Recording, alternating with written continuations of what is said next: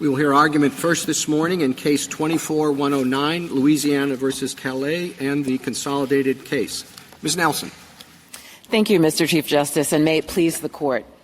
A mere 2 years ago, in Allen versus Milligan, a case nearly identical to Robinson, this Court noted that under certain circumstances, it has authorized race-based districting to remedy state districting maps that violate Section 2. Louisiana affirmed findings that, six appellate judges affirmed findings that Louisiana, in the face of extreme racially polarized voting, packed and cracked black voters, and it rejected 7 non-dilutive maps in favor of one that would give its 58% declining white electorate entrenched control over 83% of the congressional districts.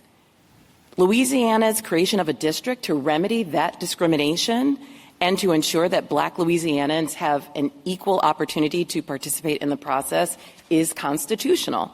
Precedent from Brooks to Milligan, from Ex parte Virginia to SFFA confirm that. And 3 facts guard against indefinite use of race. First, not all Section 2 remedies center race. Second, when racialized politics and residential segregation wane, so will the ability to satisfy jingles. Third, almost every redistricting map is replaced decennially. My opponent's late-breaking and recordless facial and as-applied challenges seek a staggering reversal of precedent that would throw maps across the country into chaos. If SB 8 is unsatisfactory, the proper recourse is to remand and adopt one of the many alternative maps that address the Section 2 violation and satisfy the Constitution. As this Court noted in Milligan, Congress is undoubtedly aware of Section 2 precedent and can change it if it likes. But unless and until it does, statutory stare decisis counsels staying the course. I welcome your questions. Counsel, what was the finding or the holding in Robinson, and what role does it play in the SB 8 map creation? The finding in Robinson was that there was a likelihood of succeeding in a Section 2 claim proving that the state of Louisiana violated Section 2 by packing and cracking black voters. So there was a Section 2 liability finding under a preliminary injunction, and there was an ordering of a new map to be drawn. What is the status of that case now? Robinson is concluded, and there's now, as we know, the challenge in Callais that suggests that their map that was created out of Robinson, SB 8, is a racial gerrymander, and that's why we're here today. So SB 8 was the remedy for the Robinson case. I thought that was a preliminary injunction. Yes, there was a preliminary injunction indicating that we were likely to succeed if we continued to pursue a claim. This is after a 5-day hearing with 21 witnesses and a robust record. So the court found, based on that evidence, that we were likely to succeed on liability and ultimately instructed the state of Louisiana to draw a correct and constitutional map. But there was never a full merits determination. That's correct. SB 8 was entirely separate, though, from that litigation. SB 8 came after the litigation. It was in response to the court's order to create an opportunity district and a second map that would cure the Section 2 violation. But did the court order this particular map? No, the court gave the state of Louisiana an opportunity, as this court has suggested it do. It gave it broad discretion, gave it wide latitude to create a map that it felt was satisfactory, and ultimately that is the map that was in effect and elected a congressional delegation in 2022. Counsel, you began with Allen against Milligan. That case, of course, took the existing precedent as a given and considered Alabama's application of its approach to the evidence and all that under that precedent. Is that your understanding as well? That's correct. In fact, the case was stayed because this court held that case in abeyance until it decided Milligan, because it understood Milligan to be important to understanding the case in Robinson. But it was a case in which we were considering Alabama's particular challenge based on its what turned out to be an improper evidentiary showing. I'm sorry. In other words, we were looking at Alabama's suggestion that how to apply its body of evidence or which evidentiary considerations we should take into account under the existing precedent. That's correct. Thank you. But I would ask you to just expound a little bit on why you think then that Allen versus Milligan is relevant, or the fact that we held or what we held in that case is relevant to what we're doing here today. Allen versus Milligan is a nearly identical case. There was a similar challenge where we won on a preliminary injunction that there was a Section 2 violation because the state of Alabama in that case cracked and packed the black community, cracked the black belt, and ultimately this court found that that was a clear violation of Section 2. Similarly, what we have in Louisiana is a circumstance where Louisiana was constructing a map and had a single district that could elect a preferred black candidate and had an opportunity to draw a second district based on the size and geography of its black population, and chose not to do so in the face of 7 illustrative maps that made clear that they were not dilutive. And what we in part were considering in the context of Milligan was whether or not to change the Section 2 criteria, the Jingles criteria. Is that your understanding? That's right. The state of Alabama and we chose not to. The court was very clear about that. And so the parties, I took your initial starting with Milligan to be a suggestion that we not revisit the determination that we made just 2 years ago that the Jingles test not be revised. That is absolutely correct. And in fact, appellees on page 11 of their supplemental brief state that they understand that this court answered that question clearly, that results is a constitutional test, that race can be used to remedy violations, and it therefore isn't making that particular argument. In fact, even the SG acknowledged that race can be used in a remedial form when necessary. So those questions have been asked and answered by this court in Allen versus Milligan, and some parties here recognize that those are closed questions. Can I ask you a question about what Milligan means? In Milligan, the court said that the first Jingles precondition is that, quote, the minority group must be sufficiently large to constitute a majority in a reasonably configured district. And then it went on to say that a district will be considered reasonably configured if it comports with traditional districting criteria. Would you agree that incumbent protection is one of those? Incumbent protection has been considered a traditional districting criteria. However, we know that protecting an incumbent, like core retention, can continue to perpetuate discrimination. And it does not trump the anti-discrimination principle. All right. If incumbent protection is a permissible districting criteria, then under Rucho, isn't seeking partisan advantage also an objective that a legislature may legitimately seek? Not if it comes at the cost of the equal protection principle and the 15th Amendment's prohibition on race discrimination in voting. It is not. Well, if the objective is simply to maximize the number of representatives of a particular party, that's seeking a partisan advantage. It is not seeking a racial advantage. Isn't that right? Well, if race is used as a means to seek the partisan advantage, then that is unconstitutional. Oh, sure. There's no if race is used as a proxy for partisan affiliation. Let me ask you a related question about block voting, which is the second figures in the second and third Gingell's precondition. If registered Democrats overwhelmingly vote for Democratic candidates, regardless of the candidate's race, is that block voting? If you're looking at it simply from a party perspective, no, we don't judge block voting based on party. We judge it based on race. Racially polarized voting is measuring racial performance and voting behavior. And likewise, if registered Republicans overwhelmingly vote for Republican candidates, that's not block voting.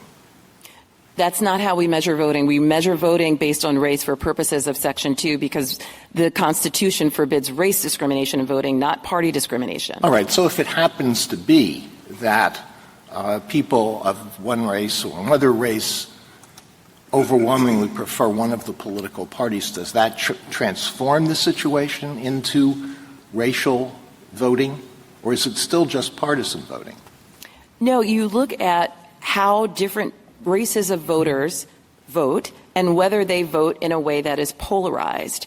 And the Gingell's test requires us to look not only at that, but a number of other features as part of the totality of the circumstances test that suggest that race is playing a role to contaminate the electoral process and submerge minority votes in a way that violates the Constitution. So party cannot explain away a racially polarized circumstance unless we look at the totality of the circumstances. And I will say, in Robinson, for example, the court entertained testimony along those lines, as it did in Milligan, and found that it wasn't credible, that the extreme racially polarized voting that we have in the state of Louisiana cannot be explained away by party. We're talking about racially polarized voting that is above 84%, which is more than what this court found in Thornburg versus Gingell's in 1986, when the numbers were 70%. That could be easily analyzed by statistics to see whether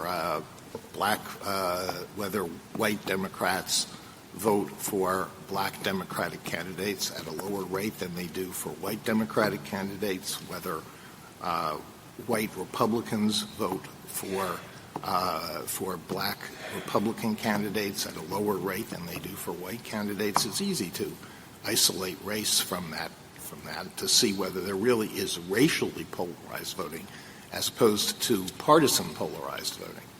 That's right. And in the state of Louisiana, that analysis was conducted in the Nairn case, and it was clear that regardless of party, white Democrats were not voting for black candidates, whether they were Democrats or not. And we know that there is such a significant chasm between how black and white voters vote in Louisiana that there's no question that even if there is some correlation between race and party, that race is the driving factor. Can you comment on the Solicitor General's suggestion at page 25 of its brief that the court should hold that plaintiff's illustrative district cannot disregard the state's political objectives, and goes on to say Section 2 plaintiffs cannot claim a lack of equal openness where politics rather than race is the likely reason for the state's refusal to create a majority-minority district? Yes, that suggestion would swallow Section 2 whole. As I said, party cannot trump the responsibility of states to ensure that all voters have an equally open electoral process. The fact that black voters may correlate with voting Democrat or white voters may correlate with voting Republican does not deny the fact that there is racially polarized voting, and the totality of the circumstances, including the inability to elect black candidates in Louisiana on a statewide basis for a number of offices. There's never been a black person in Louisiana elected statewide, is additional indicia that race is playing an outsized role in the electoral process in Louisiana. And so the idea that you have to show that a party is the reason for the racially polarized voting would eclipse the entire Section 2 analysis, which is focused on ferreting out and ending race discrimination in the political process. You said several times that it's playing an outsized outsized role. Is there – what's the proper size? In other words, is that wiggle room we're talking about, or a significant percentage?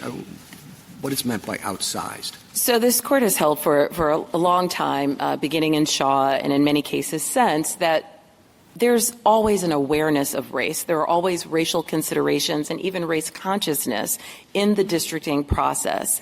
What becomes potentially unlawful is when race is the motivating factor. That's what Miller versus Johnson taught us. That's what Milligan reaffirmed, that the line between the appropriate use of race and the use of race that will get us into the strict scrutiny territory is the dividing line between motivation and general awareness.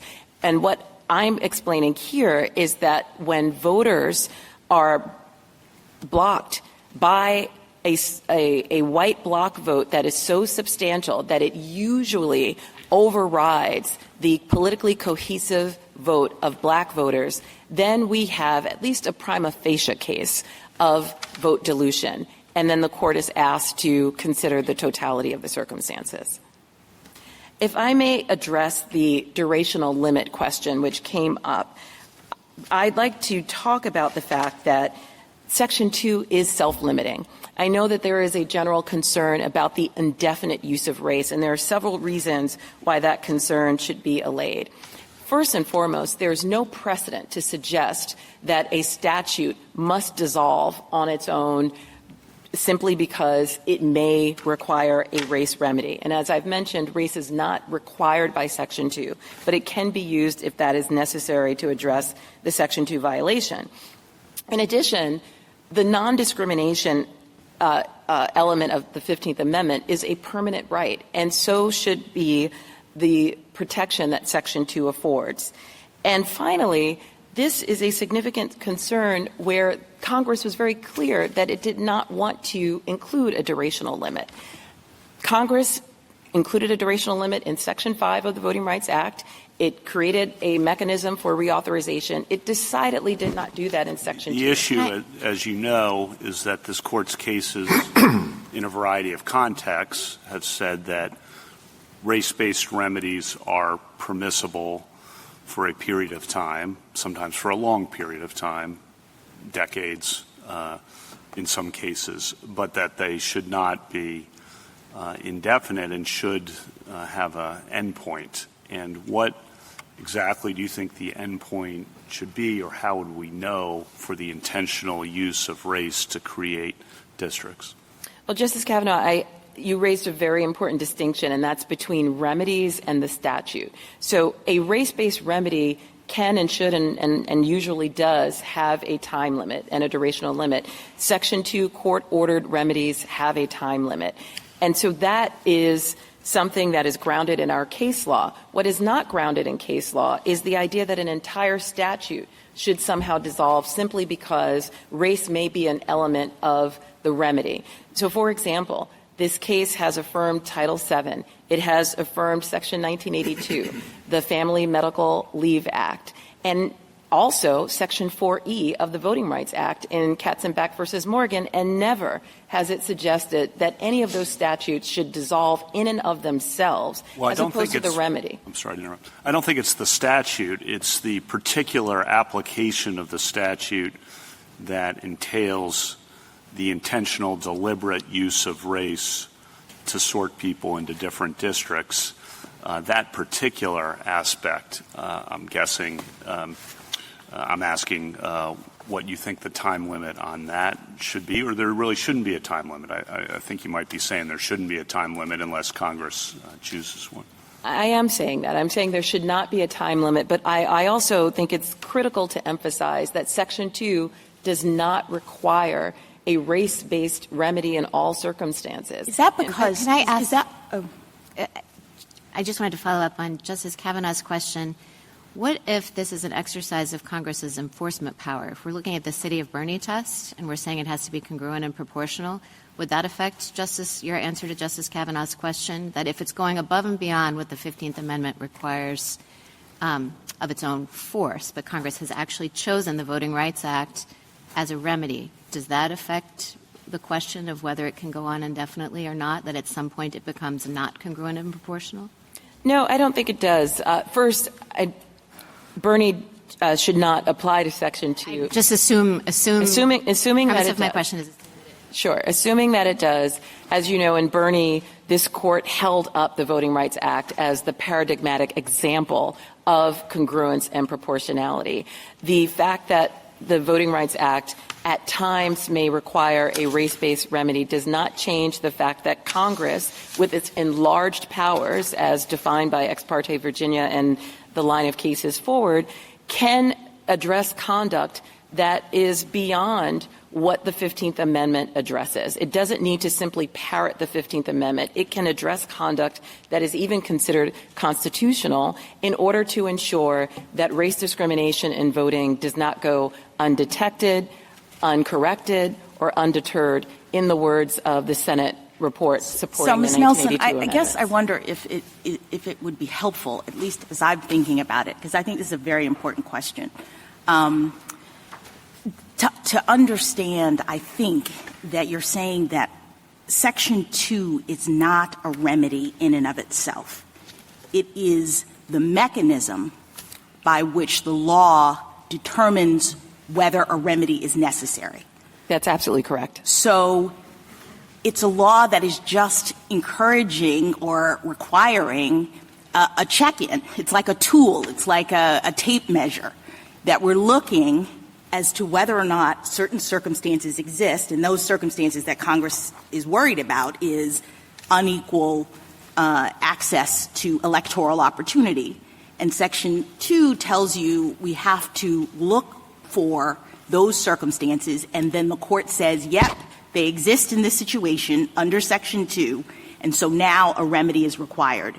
And in our case law, we then say, okay, state, it's up to you to figure out what that remedy will be, and maybe that remedy involves race consciousness, maybe it doesn't, whatever. But Section 2 itself is just the measure by which we determine that a remedy is required. That's absolutely correct. And so that's why it doesn't need a time limit, because it's not doing any work other than just pointing us to the direction of where we might need to do something. That's right.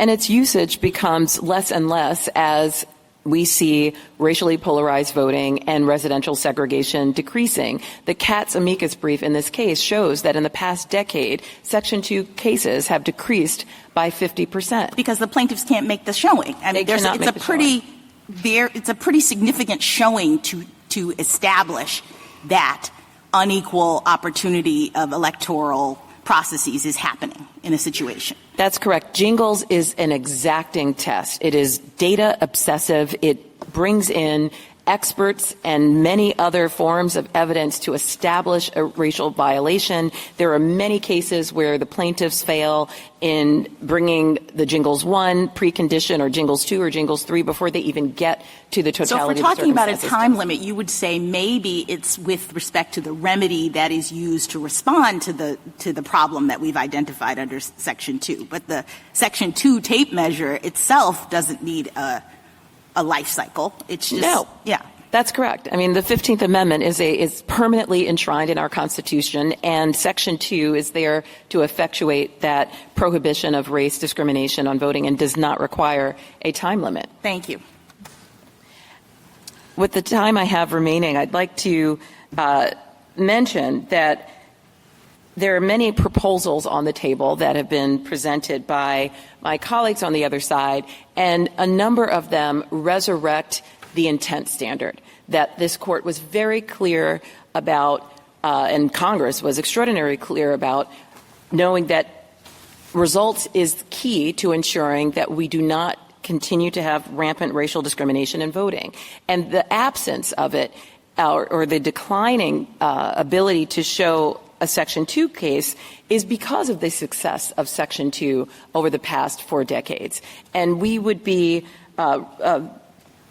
reckless if we determine that Section 2 somehow is no longer needed simply because it has been so successful in rooting out racial discrimination in voting. There's also, as I mentioned at the outset, a very easy and elegant solution to this case.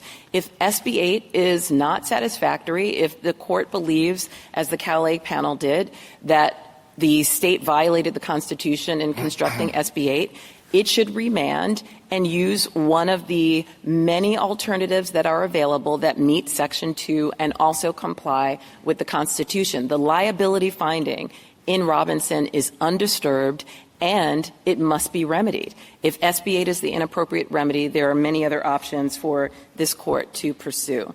Thank you, counsel. Justice Thomas, anything further? Justice Alito? Yeah, let me pick up with where you left off, which related to the illustrative map in the Robinson case. And let me go back once again to what we said, what the court said in Milligan. The minority group, this is the first Gingell's precondition, the minority group must be sufficiently large and geographically compact to constitute a majority in a reasonably configured district. Did the Robinson court apply that, or did the Robinson court simply say that the district in question in the illustrative map, the second majority district in the illustrative map, was compact? There's a big difference between the compactness of the minority group and the compactness of a district. All of the 7 illustrative maps that we presented to the Robinson court were geographically compact. They met every traditional redistricting criteria. They even beat the state's maps on the very criteria that the state set forth that it was pursuing in the redistricting process. Well, that wasn't my question. My question was, did the Robinson court find that the minority group was compact as opposed to the district being compact? Yes, it's a very serious. Yes, it did. I believe it didn't, and nor did the Fifth Circuit on appeal in that. And there's a big difference, and there's a serious question about whether the black population within the district in question in the illustrative map was geographically compact. You have people from a rural area in the northwest part of the state, and you have people from an urban area many miles away, combined in a district just for the purpose of getting over the 50% BVAP. So, Justice Alito, you might be referring to SB 8 as opposed to the illustrative maps. No, I'm referring to the illustrative map, although the same may be said about SB 8. But I'm referring to the illustrative map. Well, we don't need to argue about what was done in the case, but it's my firm recollection that what the district court did and what the Fifth Circuit did on appeal was not to apply the correct standard under Milligan. Thank you. Justice Sotomayor? Counsel, I would note that the state's maps joined people in districts from the far north all the way down and across the state. That's correct. The map that it put into effect. So the district wasn't compact, and neither were the interests necessarily compact, except that they were white voters, correct, and Republican. Correct. All right. Now, you have not addressed the issues of the unconstitutionality, which is what this re-argument was about. Justice Barrett mentioned congruence and proportionality.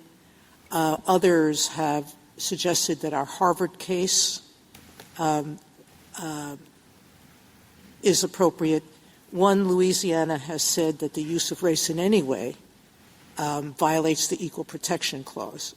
Would you give us a couple of lines on why those, assuming, as the Chief did, that Mulligan and all of our cases and precedents support you? Sure. The others are now saying, your adversaries are saying, even if it does, we should still declare this unconstitutional. I don't know that you've addressed that. Happy to. So SFFA is an entirely different case from the one before the court at the moment. SFFA made clear that it is still constitutional to use race to remedy specified discrimination, which is what we have in the state of Louisiana, what we showed before the Robinson court. So SFFA is, in fact, working more in our favor, we believe, than supporting our opponents. And there are many distinctions between this case and the SFFA case. For example, Section 2 is a decidedly remedial statute. SFFA involved the diversity rationale involving a admissions process with a university, not a statute that is derived from Congress's enforcement powers under the Reconstruction Amendments that deals with remedying discrimination. That is a very clear distinction. This Court has been clear in Shaw, in SFFA, in Croson, in Fullalove, that you can use race in a limited way to remedy racial discrimination. The other factor that makes SFFA reconcilable with Milligan, which is controlling here, is that we know both decisions were issued within 3 weeks of one another. It is illogical to think that this Court issued the SFFA decision and Milligan in the same term, in the same month even, and somehow those cases work at cross purposes with one another. So in our view, it is very clear that the case law before this Court supports the use of race as needed once there has been a showing of specified discrimination. And the Section 2 test gives the Court an inference of intentional discrimination to draw upon. Congress was very intentional in crafting the results test to balance the concerns of getting at all discrimination in our electoral processes, but also being mindful of a potential allegation of racism against states and other state actors. And so Section 2 requires neither a confession nor an accusation of racism. It looks strictly at results, which this Court has upheld on numerous occasions, including most recently in Milligan, but before that in Lopez, in Birney, in City of Rome, written by Justice Marshall for this Court, made very clear that results is constitutional and that the use of race is permissible in remedying discrimination. Justice Kagan? Ms. Nelson, were Section 2 to cease to operate in the way that you just described to prevent vote dilution in districting, what could happen? What would the results on the ground be? I think the results would be pretty catastrophic. If we take Louisiana as one example, every congressional member who is black was elected from a VRA opportunity district. We only have the diversity that we see across the South, for example, because of litigation that forced the creation of opportunity districts under the Voting Rights Act. Every justice in Louisiana has been elected through a VRA opportunity district, and nearly all legislative representatives have been elected on those same districts. So Louisiana alone is an example of how important it is to have Section 2 continue to be enforced to create these opportunities. We also know that after majority-minority districts have been created, they often no longer need the same population to continue to provide an equally open electoral process for minority voters. So it is an intervention that has been crucial to diversifying leadership and providing an ability of minority voters to have an equal opportunity to participate in the process, but it also isn't a permanent remedy. It corrects itself over time, and it's only triggered when those extreme conditions exist. Thank you. Justice Gorsuch? When it gets to the remedy side, do you think a plaintiff in a Section 2 case has to come up with a map where race isn't the predominant factor in the map, or is it okay for a federal court to use a map on the remedial side that intentionally discriminates on the basis of race? You do not have to use race to create the remedy in a map. And I think that No, I'm asking whether one can. Sometimes you don't have to. Yes. I understand that. I'm asking, is it acceptable under Section 2, as you understand it, given our precedents, for a court to intentionally discriminate in a remedial map on the basis of race? Not in those words, not for a court to intentionally discriminate, but I think it depends. There may be a circumstance where the only possible remedy is the limited use of race. I will say that I think those circumstances are rare, and the permissibility of race is constrained by strict scrutiny. This court has a very clear precedent around ensuring that race does not motivate the line drawer in a way that requires a map to be drawn that isn't narrowly tailored, that uses race for race's sake. There are already constraints between Jingles and Shaw that keep the use of race within constitutional bounds. I understand that, but one argument is often, well, once you've found a Section 2 violation, you've got a compelling interest to go ahead and discriminate on the basis of race in your remedial map. And I'm just wondering, do you endorse that view or do you reject that view? I don't endorse the concept of discriminating on the basis of race if discrimination has been established under Section 2 and a state determines that it needs a very precise incision of race in order to remedy that Section 2 violation, then Section 2 and this court's precedent supports that. So a federal district court can sometimes to remedy a Section 2 violation. Well, not a federal district court. I'm sorry. I'm glad you emphasized that. If I might just finish the question. Yes. Sometimes federal district courts order maps, and you're saying sometimes acceptable for a federal district court to order a map that intentionally discriminates on the basis of race. I disagree with that formulation. So first and foremost, states and plaintiffs, as they put forth illustrative maps, cannot put forth maps that discriminate and that use race in an excessive fashion. The only actor that has broader leeway are states, because we give states breathing room. We give states wide latitude in order to balance their political interests and concerns. So federal district courts can't discriminate on the basis of race in remedies, but states can? Federal district courts can only order maps that are constitutional. And again, the constitutional boundaries are between Jingles and Shaw, which sometimes permits race. You said states have more breathing room. So do they have the breathing room to intentionally discriminate on the basis of race? They don't have breathing room to intentionally discriminate on the basis of race. They have breathing room to use race to remedy their own discrimination. Okay, thank you. Justice Kavanaugh? The hang-up there is the word discriminate, but your answer is that they can intentionally use race in those circumstances, correct? The federal district court. If needed. And there are often a wide range of possibilities and alternatives that don't require that.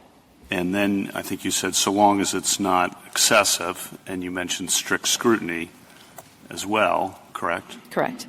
But part of strict scrutiny, again, is the temporal limit. That's been part of strict scrutiny for a long time. And I think your answers earlier to that, to me, and when you were talking with Justice Jackson, were, well, Congress, defer to Congress. But when we're applying the Equal Protection Clause, or as Justice Barrett said, the 15th Amendment, congruent in proportionality, or 14th Amendment,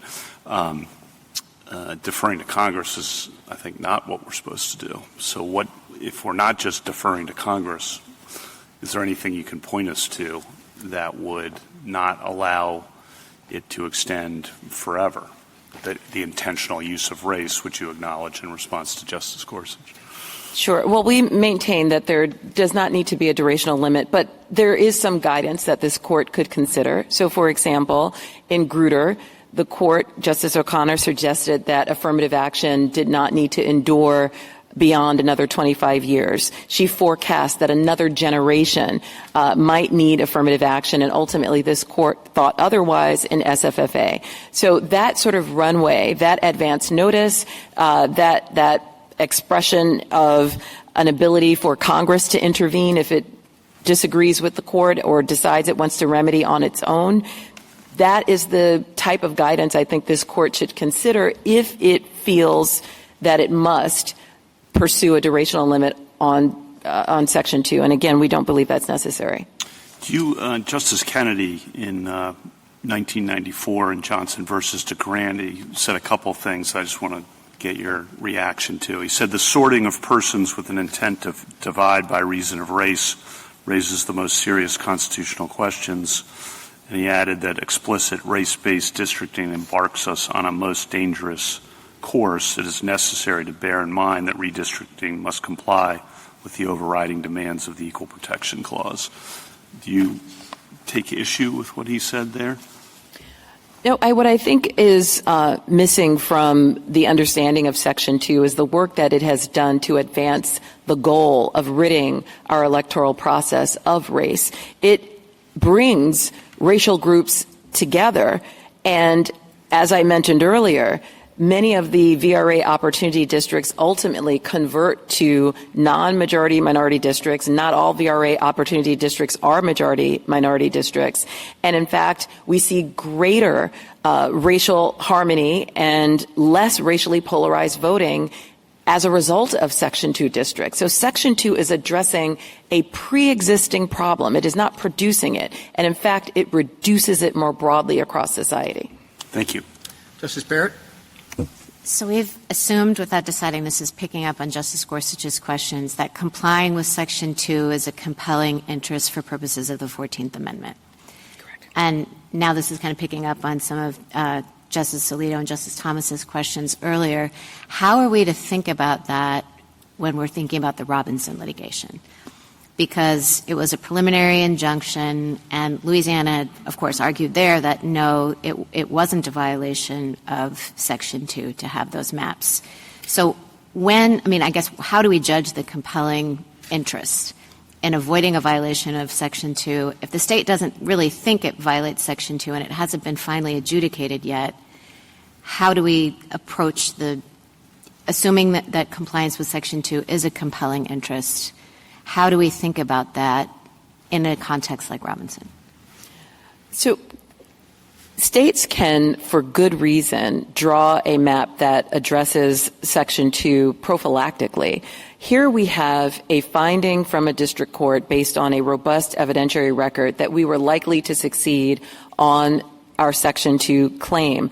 This is not the first case. There are many cases that have provided the basis for an opportunity map to be drawn just on a preliminary injunction motion. And again, that finding by the lower court was affirmed by 2 federal panels of the Fifth Circuit, and this court had an opportunity to revisit the Robinson litigation and did not. But what if, district courts sometimes make errors of law, right? So what if the district court, I guess I'm trying to figure out how much weight then the district court's finding has in comprising that compelling interest in avoiding the Section 2 violation. Do you see what I mean? Like, what if the district court was just wrong, and what if the state thinks that the district court was wrong?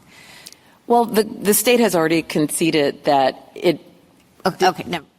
The state already conceded that it should comply with the Robinson decision. Right.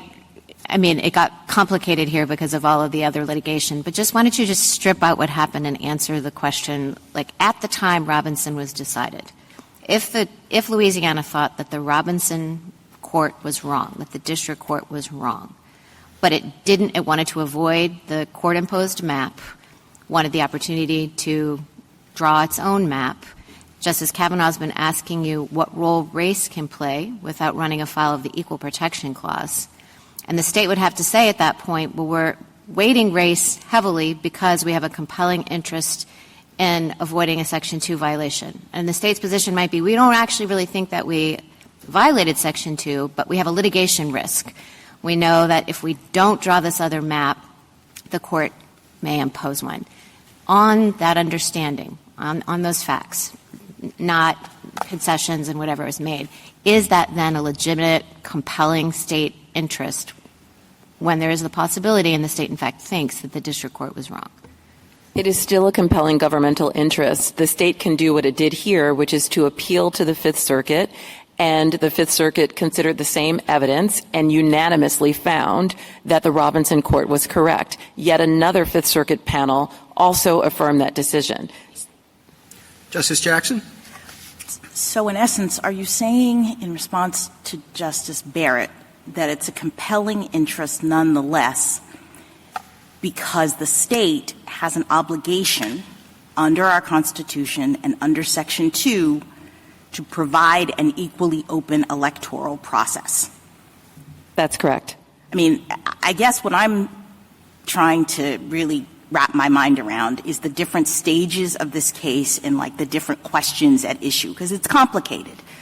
But I think the beginning of the whole thing is the requirement of equal protection in the Constitution and Congress's determination under Section 2 to make sure that that is being provided to minority groups in the electoral process by having a statute that requires states to provide equally open electoral processes. I mean, that's what we said in Milligan. We were very clear that individuals lack an equal opportunity to participate when a state's electoral structure operates in a manner that minimizes or cancels out their voting strength. I mean, everybody, I don't think there's a disagreement that we have this initial goal, which is providing equal opportunity. And so then the Robinson Court is asked under Section 2, is this a situation in which that's not happening? And they go to trial, and they bring in a lot of evidence, and they do the thing, and the Robinson Court says, yes, this is that situation. Fine. I guess I don't understand why the Robinson Court's decision is before us right now, because what I understood is that as a result of the Robinson Court's decision, Louisiana then enacts a map that it believes will remedy the violation that the Robinson Court has identified, and we're here on a challenge about that map. That I think we call as a Shaw problem. We're here deciding whether they can use race as a remedy, as people say they did in the construction of this map. So I guess I'm not even clear why the Robinson Court's initial identification of the problem is being questioned as a compelling interest, because there's an interest in not having an unequal electoral system, right? That's correct. The Robinson decision is absolutely not before this court. There's no record in the Callais case to support that. Thank you. Thank you, counsel. Mr. Aguinaga. Thank you, Mr. Chief Justice, and may it please the Court. Race-based redistricting is fundamentally contrary to our Constitution. It requires striking enough members of the majority race to sufficiently diminish their voting strength, and it requires drawing in enough members of a minority race to sufficiently augment their voting strength. Embedded within these express targets are racial stereotypes that this Court has long criticized. They assume, for example, that a black voter, simply because he is black, must think like other black voters, share the same interests, and prefer the same political candidates. And this stereotyping system has no logical endpoint.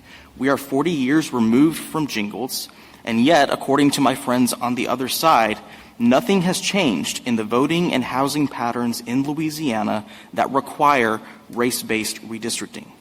These problems are part of why we never wanted to be here in the first place. They have placed states in impossible situations where the only sure demand is more racial discrimination for more decades. But I think if anything is clear in this Court's dedication to eliminating all racial discrimination, it is that the Constitution does not tolerate this system of government-mandated racial balancing. I welcome the Court's questions. Why did the state of Louisiana switch sides since our last argument? Your Honor, we told the Court at pages 1 and 2 of our original opening brief in this case that our predicament in this case presents as good a reason as any for the Court to reevaluate its voting precedents. We told the Court at page 18 of our original reply brief that we thought this would be a different case if the Court thought it was worth revisiting the longstanding assumption that compliance with Section 2 is a compelling interest.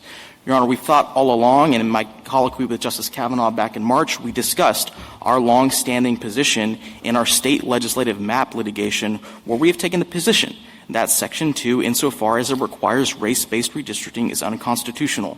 This Court's re-argument QP squarely tees up that question, and so our duty of candor requires us to give the Court our honest answer to that question. General, the race-based redistricting that you're now objecting to is redistricting designed to remedy a specific, identified, proved violation of law.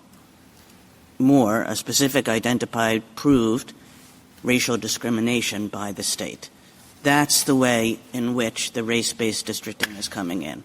It's coming in as a remedy for specific, proved discrimination on the state's part. How could that possibly fall subject to the categorical rule that you're suggesting? Your Honor, I respectfully but firmly resist the premise that this comes to the court on a finding of specific discrimination by the state.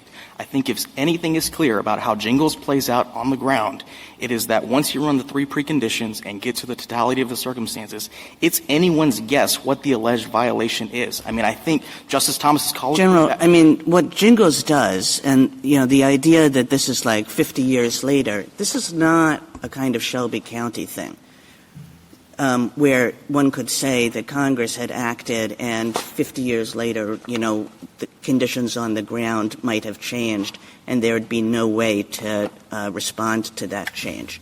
Because what Jingles does and what these Section 2 suits do is they ask about current conditions, and they ask whether those current conditions show vote dilution, which is violative of Section 2.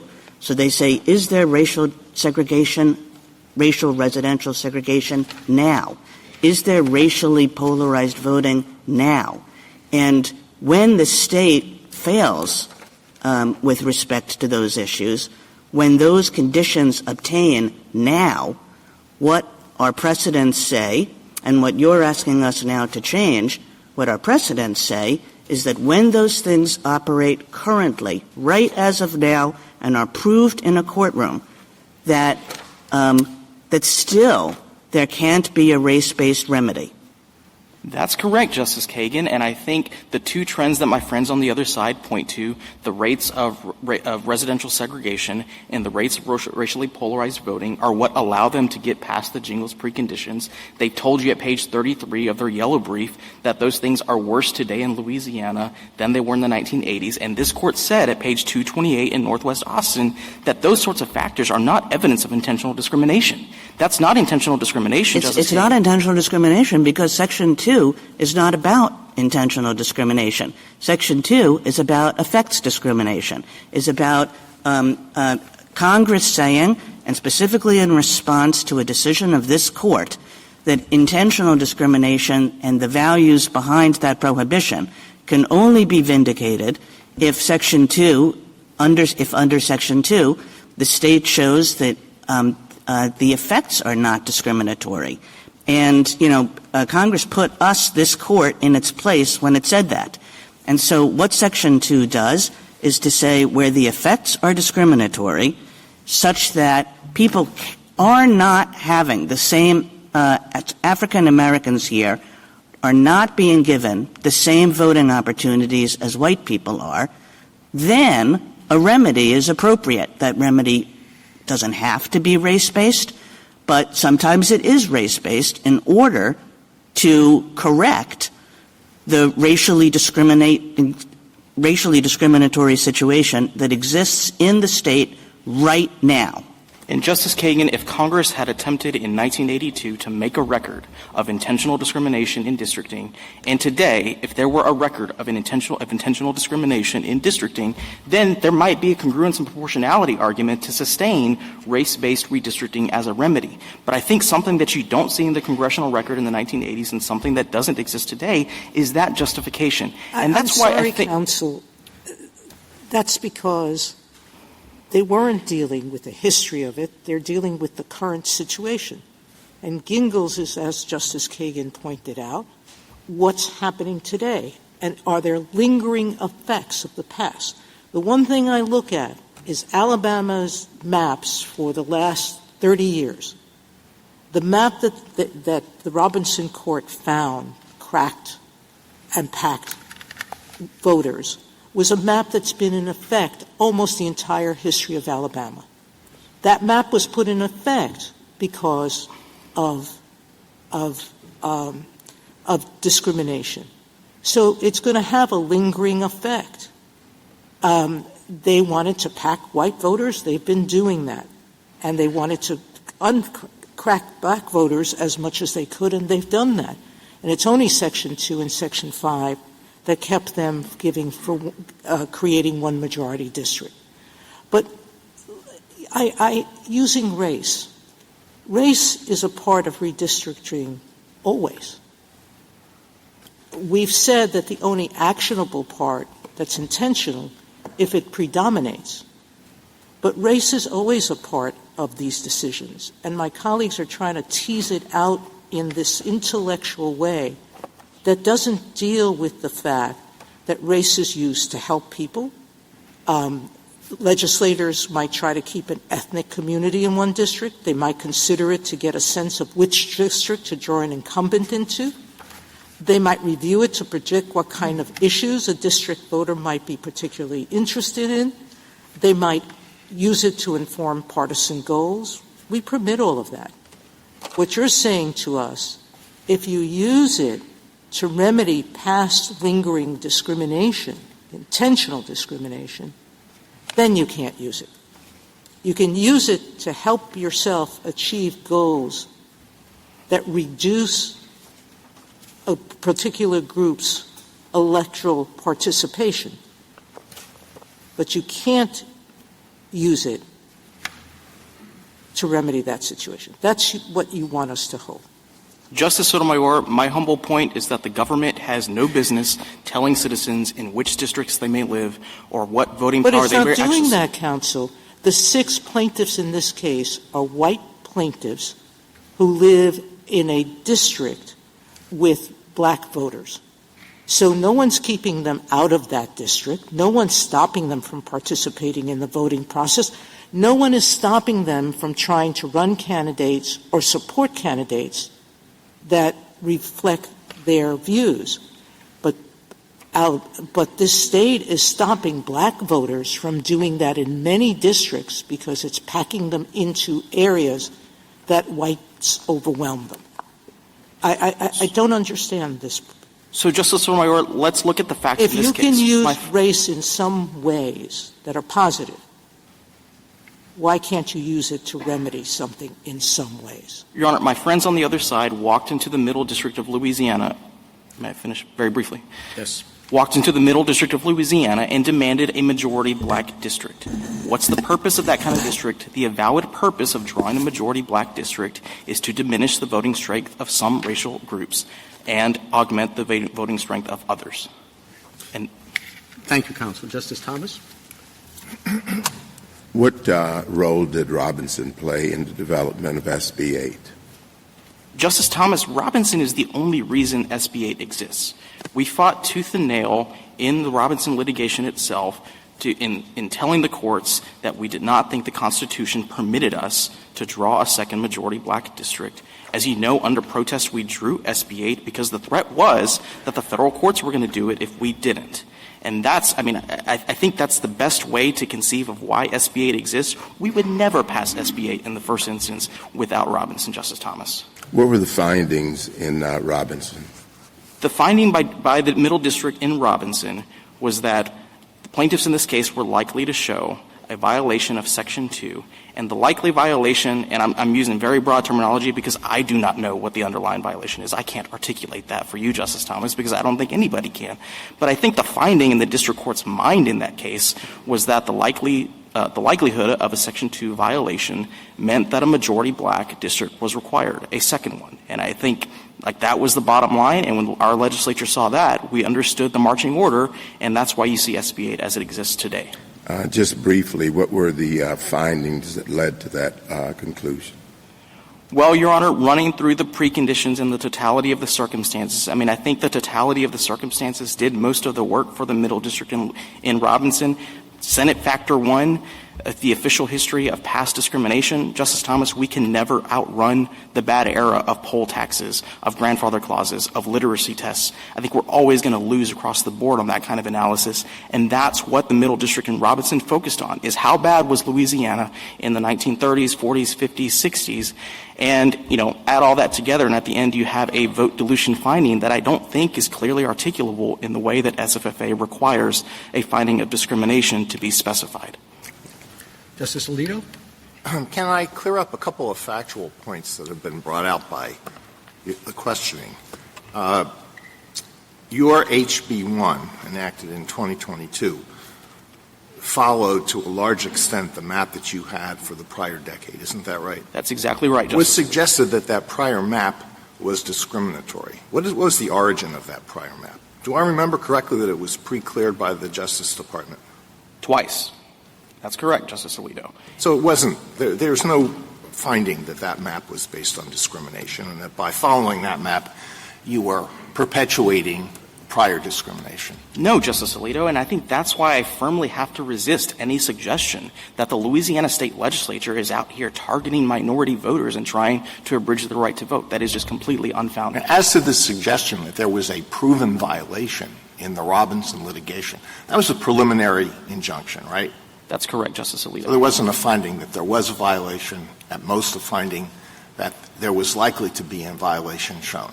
And is it not correct, for the reasons that I brought out in my questioning of Ms. Nelson, that what the district court did there was not to ask whether the minority group was sufficiently compact, but whether the district itself was sufficiently compact? That's exactly right, Justice Alito. And if you look at the black population in Louisiana, I mean, it is all over the place. You can identify pockets of black voters, but they are dispersed across the state. There's no way you can conceive of that population as compact.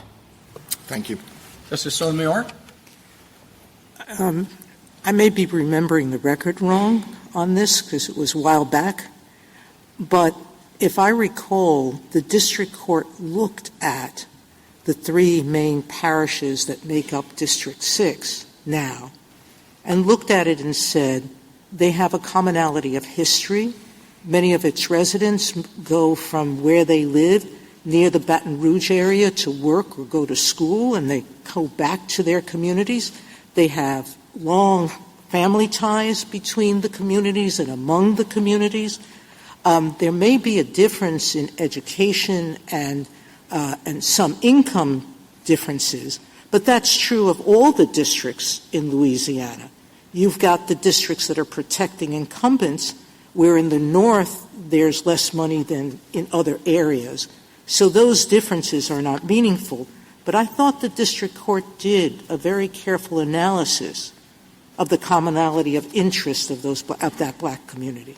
You may disagree with its finding, but it did do that analysis. Your Honor, no doubt the Middle District purported to run through the Jingles analysis, and it said, it will be the unusual. You're disagreeing with it, but it did do that. It did what this Court's precedents allow lower courts to do. And, Justice Sotomayor, my only point in response to that is to say when the district court was asking about what the minority group does and thinks and prefers, it is exactly the sort of racial stereotyping that this Court's precedents say is impermissible. Counsel, with respect, the last time the SG was here before us on behalf of your state, they said that race did not predominate just with your creation of District 6, because what you were trying to do and why it's oddly shaped was to protect incumbents. Are you walking that back? Your Honor, our position in our supplemental briefing on racial predominance is as follows. If race is a non-negotiable in the drawing of a new district, we think that should satisfy this Court's predominance analysis. And the argument you but that's just it, which is, was it? What really was non-negotiable for you was nonpartisanship. And you could have picked one of the other maps, the illustrative map. You didn't have to, but you drew this because of your partisan needs more than because of race.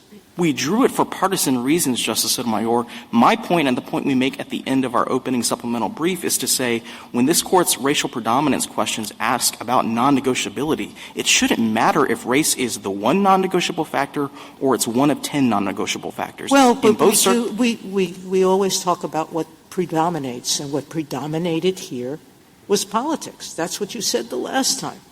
Thank you, counsel. Justice Kagan?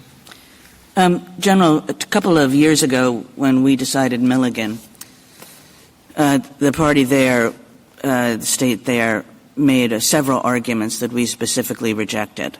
And in the answers that you just gave to me, it seems to me that you've repeated each and every one of those arguments that we rejected. So I'll just run through a few of them.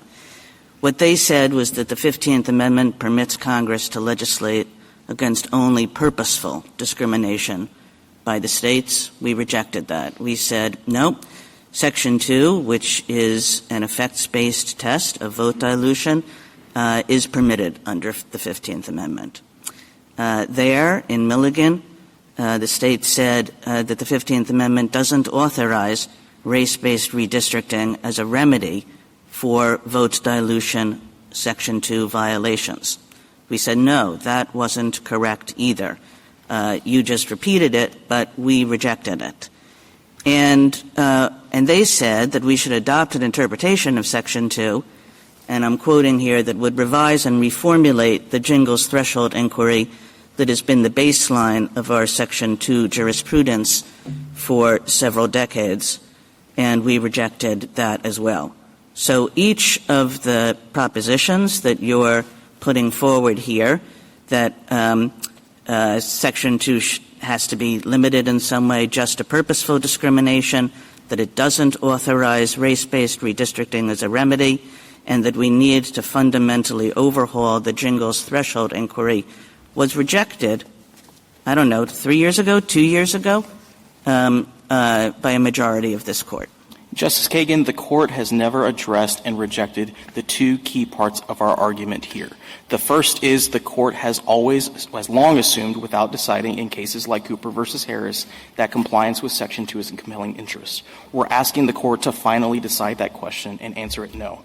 The second question, the Allen Court but you're asking us based on arguments that have been specifically rejected by this Court over many decades and 3 years ago. Your Honor, this is an antecedent question that the Court has routinely left open in its voting precedents, and that's why we're asking the Court to address it here. If I could just answer the second question that the Court has left open, in Allen, the Court left open the question of whether a logical endpoint is identifiable in the race-based redistricting context. And our submission to the Court is it's time to answer that question and answer no, because there is no logical endpoint to race-based redistricting under Section 2 as the Court has construed it. Justice Gorsuch? Justice Kavanaugh? I'd like to get your views on pages 25 and 26 of the Solicitor General of the United States' brief, where they say this Court should hold that the plaintiff's illustrative district cannot disregard the state's political objectives, and further say that Section 2 plaintiffs cannot claim a lack of equal openness where politics rather than race is the likely reason for the state's refusal to create a majority-minority district. You have thoughts about the Solicitor General's approach? And then in the course of answering that, do you see differences between your basic submissions and the federal government's submissions? I'm going to ask them that, too. I do, Justice Kavanaugh. I do think the top-line response is we like the proposal and we don't. I think we like it insofar as you know from our original briefing and our supplemental briefing that the thing we want most as the state is clarity in this area of the law. And so any remodeling of Jingles that brings about that clarity, of course, we're going to like. I think the reason we don't like it, there's a practical reason and a doctrinal reason. I think the practical reason with the proposal is that you're probably going to see a new front of Section 2 litigation over what any new test means and how it plays out on the ground. And so I think the upshot is the courts are going to continue to be inundated with Section 2 cases under this new test, if it exists. So as a practical matter, I don't know that we get much What's the practical lack of clarity that you see? I guess I would have thought that solves a lot of the concerns that you've identified and that the amicus briefs that support your side have identified so far.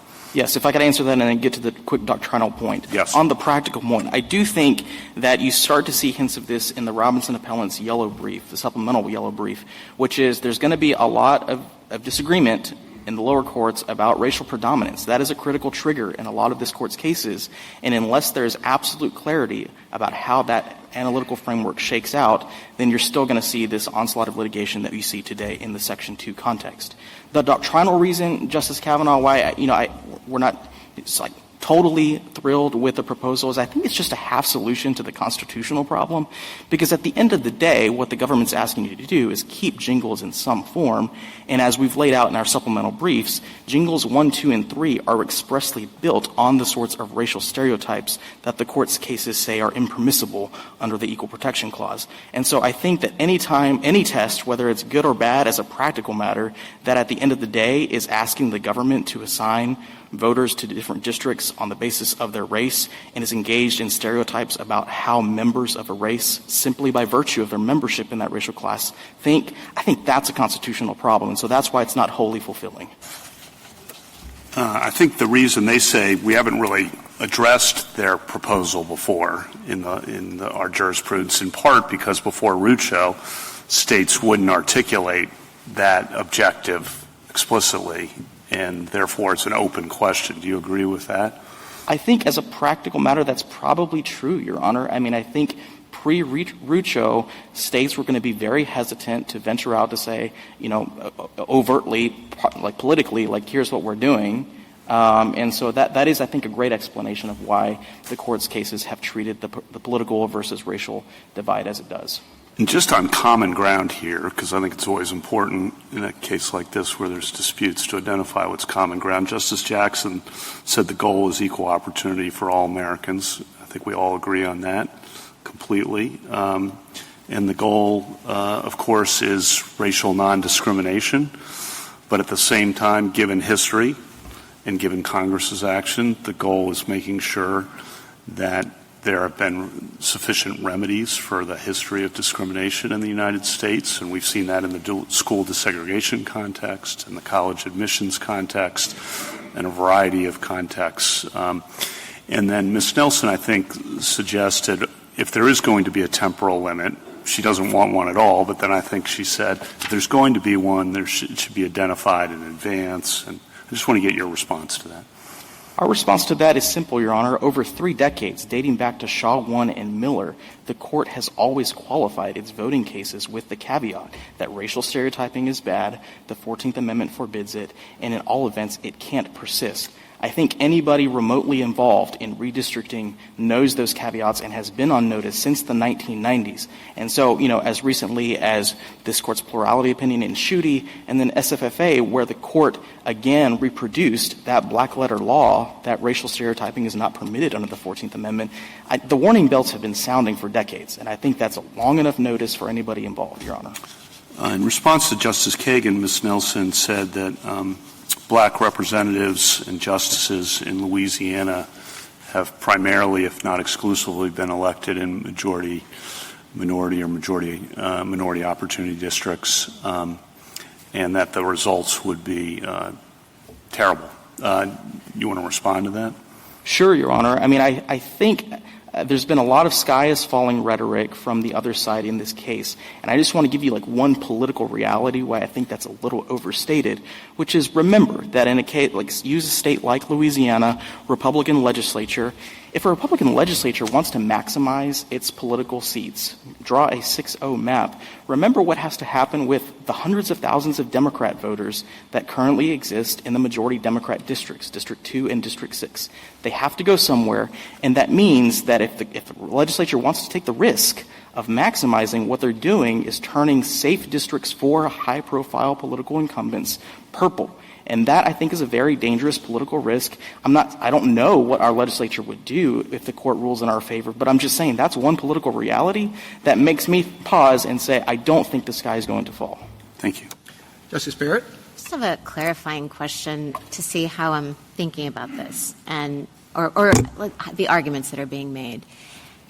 Would you say that Section 2, insofar as it goes beyond just intentional discrimination, because as Justice Kagan said, Congress amended it when we said that before, is itself an exercise of the enforcement power? Judge, I'm going to assume here that Congress's enforcement power is necessary and the congruence and proportionality test applies to Section 2. Do you agree with that conception? And I guess just to tell you where I'm coming from, I mean, it's one thing to say that the map itself is the remedy, but it might also be that the statute itself, insofar it goes beyond intentional discrimination, is the remedy. Is that a way to think about it, or is that how the arguments are going? I think that's right, Justice Barrett. I mean, I think the Court's precedents assume that if a plaintiff in a Section 2 case can prove up the preconditions and the totality of the circumstances, the automatic remedy, at least in this case, is going to be a majority-minority district. And I think the Court's precedents assume that that is statutorily mandated. That's just the natural the consequence of a violation finding. So I do think it's built into the statute. Now, there was a lot of discussion earlier about whether we're attacking Section 2 itself, like facially, and that's just not true. The re-argument QP in our briefing has been focused solely on this use of race-based redistricting as a remedy. I think all the other applications of Section 2 that this Court has considered remain fair game. If a plaintiff especially can show intentional discrimination, of course, that all remains fair game. But I think we're narrowly focused here on the use of race to draw district lines insofar as the Court has understood that to be mandated by Section 2 to remedy an alleged violation. So you don't understand yourself to be arguing that any part of Section 2 is itself unconstitutional, but simply is the way that courts have been applying it goes beyond. That's correct, Justice Barrett. I mean, this Court's precedents culminating in SFFA have said if the racial classification that a government's employing to allegedly remedy a violation is what's at issue, like that's the constitutional problem, and that's where we focused our briefing. Thank you. Justice Jackson? So where in Section 2 does it mandate another minority district? I mean, my understanding, as I explored with Ms. Nelson, is that Section 2 is the mechanism by which we determine that equal electoral opportunity is not being provided for a certain minority group.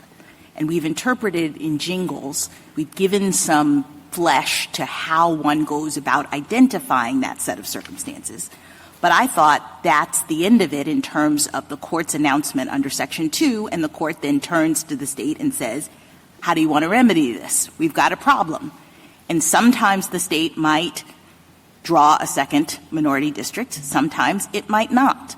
And yet your answer to Justice Barrett was, well, everybody just knows that that's the automatic remedy. So can you help me figure out that disconnect? Well, Justice Jackson, I think there's a reason why this Court's voting precedents going all the way back to Shaw 1 are so tied up with race. It's because the remedy, as parties and the courts have understood Section 2 to operate, is almost always going to be race-based. They're so tied up with race because that's the initial problem, right? That's the beginning. The beginning is the claim that a person makes under Section 2 that because of their race, they are not being afforded equal electoral opportunity. It is a separate question as to how we go about remedying that and the extent to which we need to use race as a remedy.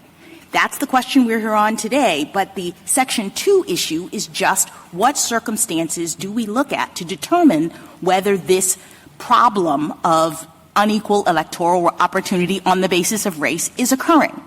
Right. And a couple of responses to that, Justice Jackson. Wait, so can I just ask, why is that not a compelling state interest to identify areas in which that problem is occurring?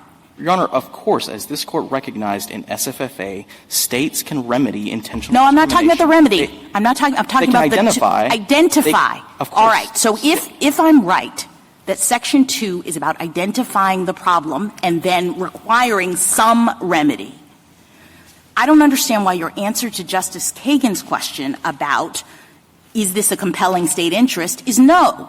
The answer is obviously yes, that you have an interest in remedying the effects of racial discrimination that we identify using this tool.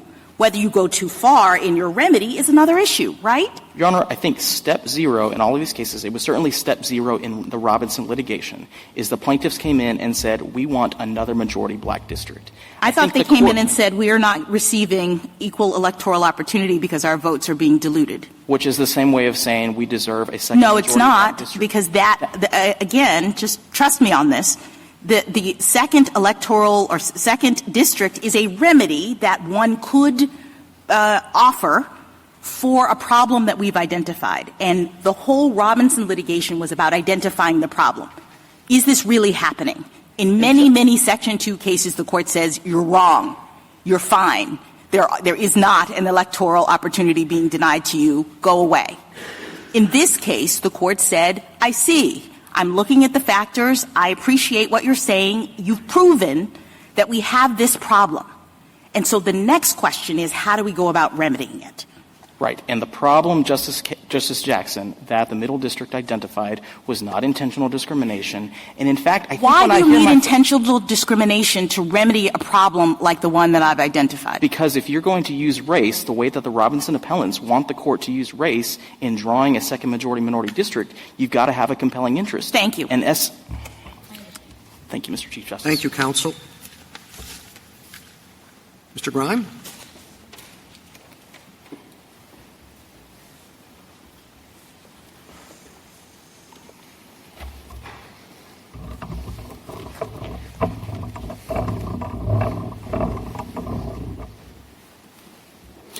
Mr. Chief Justice, and may it please the Court, the appellees should prevail here regardless of the grounds on which the Court chooses to rely.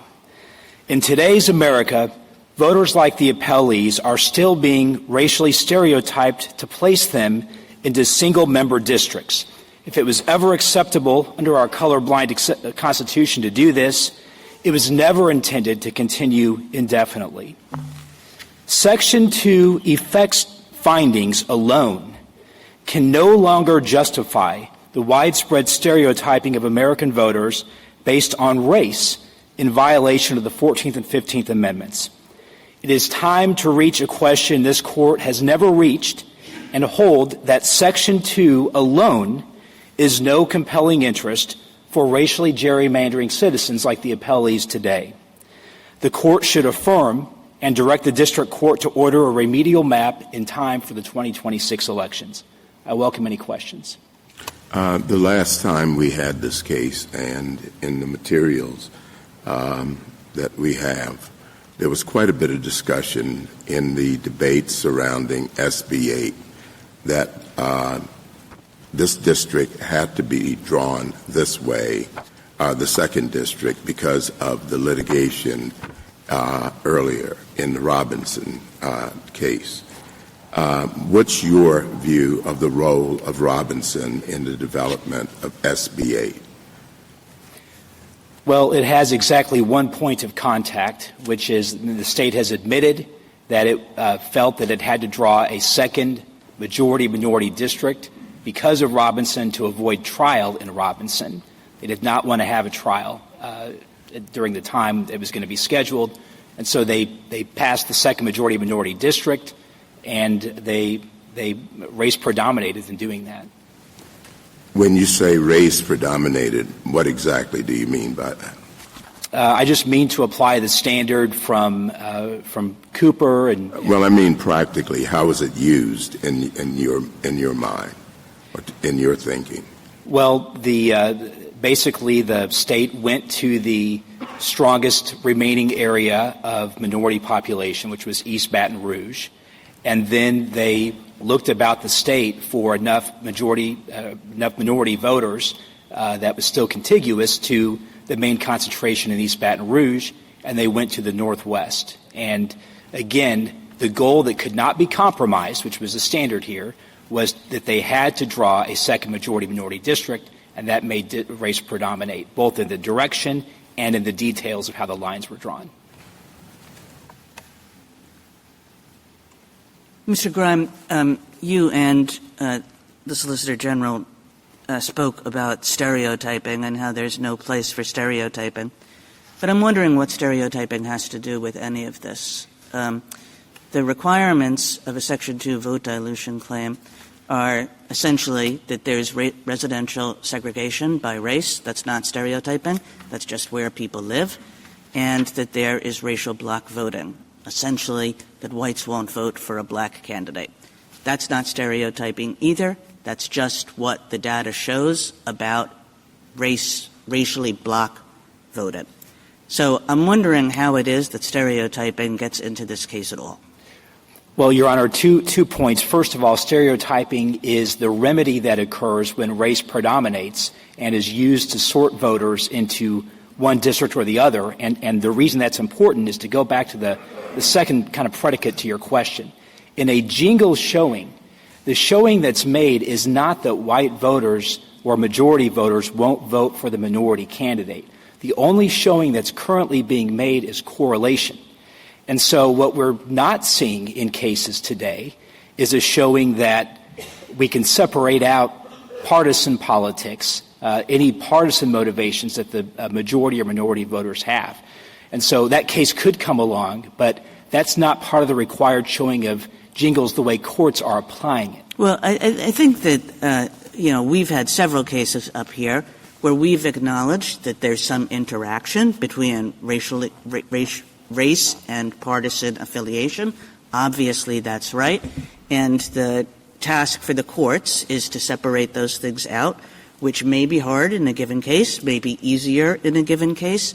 But the only thing that's at issue, the violation, is where there's racially block voting.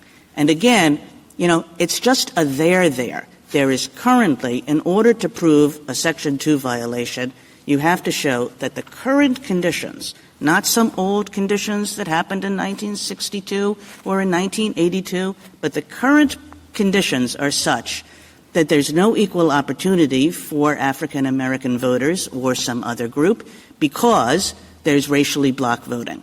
And I guess I don't see where stereotyping comes into that. It's just there's a there that African Americans can't elect candidates of their choice. Well, the problem, though, is in the remedy. The problem is that when you are drawing your remedial district, which is the very first part of jingles, that may not be the final district you end up with, but just to reach – I'm covering your question and a question Justice Jackson asked. The very first thing the plaintiff shows is here's the community that was cracked or packed. And so to undo that, you have to look at the race of the voters all around that area, and you've got to make assumptions about them based on statistics, but you've got to make assumptions about what they think and how they vote based on their race, and you're drawing new districts based on that. Yeah, I mean, this is the thing that we decided in Milligan, because what the state said in Milligan was that the plaintiffs could not use a map that was at all race-based themselves in order to show that there was a way out of this kind of vote dilution, these kinds of vote dilution practices. And the court said, of course you can do something that is race-based, even though not race-predominant, that we're not going to insist that you come in and ignore the factor of race when the only reason we're here is because race has played such an integral part in the voting process that people are being deprived of their voting rights because of race. Well, Justice Kagan, the plurality in that section of Milligan drew the line between race-conscious and race-predominant districting.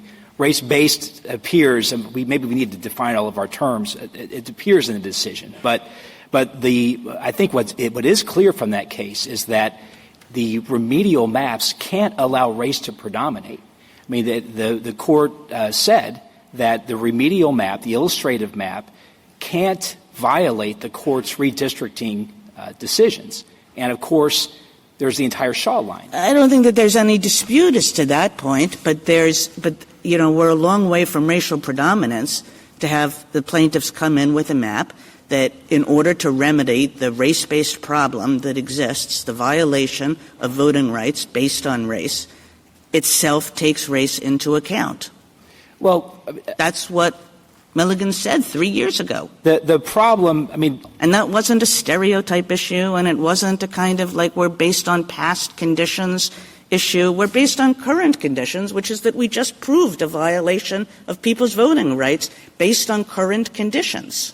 Stereotyping is always the main injury in a Shaw case. It's always the injury when race predominates. But you're asking for changes to Section 2, which is not the Shaw case. That's the confusion.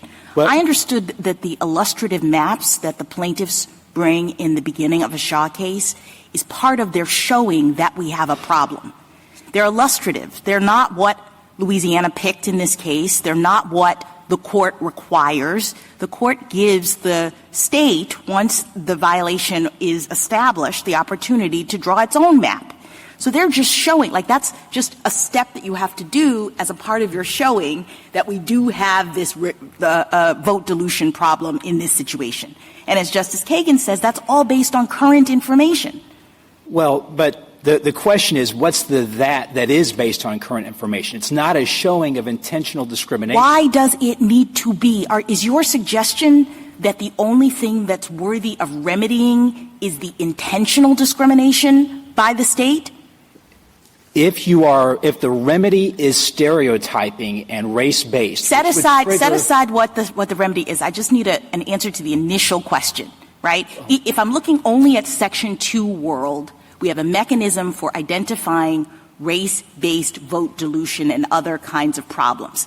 Is your view that you only are entitled to some remedy for that if you demonstrate that the state intentionally is causing this to happen to you? Well, that's not current doctrine under Jingles, but the problem is that your argument? Is that what you're saying we have to do? Our argument is that if you're going to allow a race-based remedy, it must be in response to intentional discrimination. So you don't get a remedy for an actual dilution or problem with your vote, the kinds of things that Congress cared about and that the Constitution requires. You don't get a remedy unless this was intentional on the part of the state with respect to you. Which is a constitutional vote dilution claim which people always can be bringing.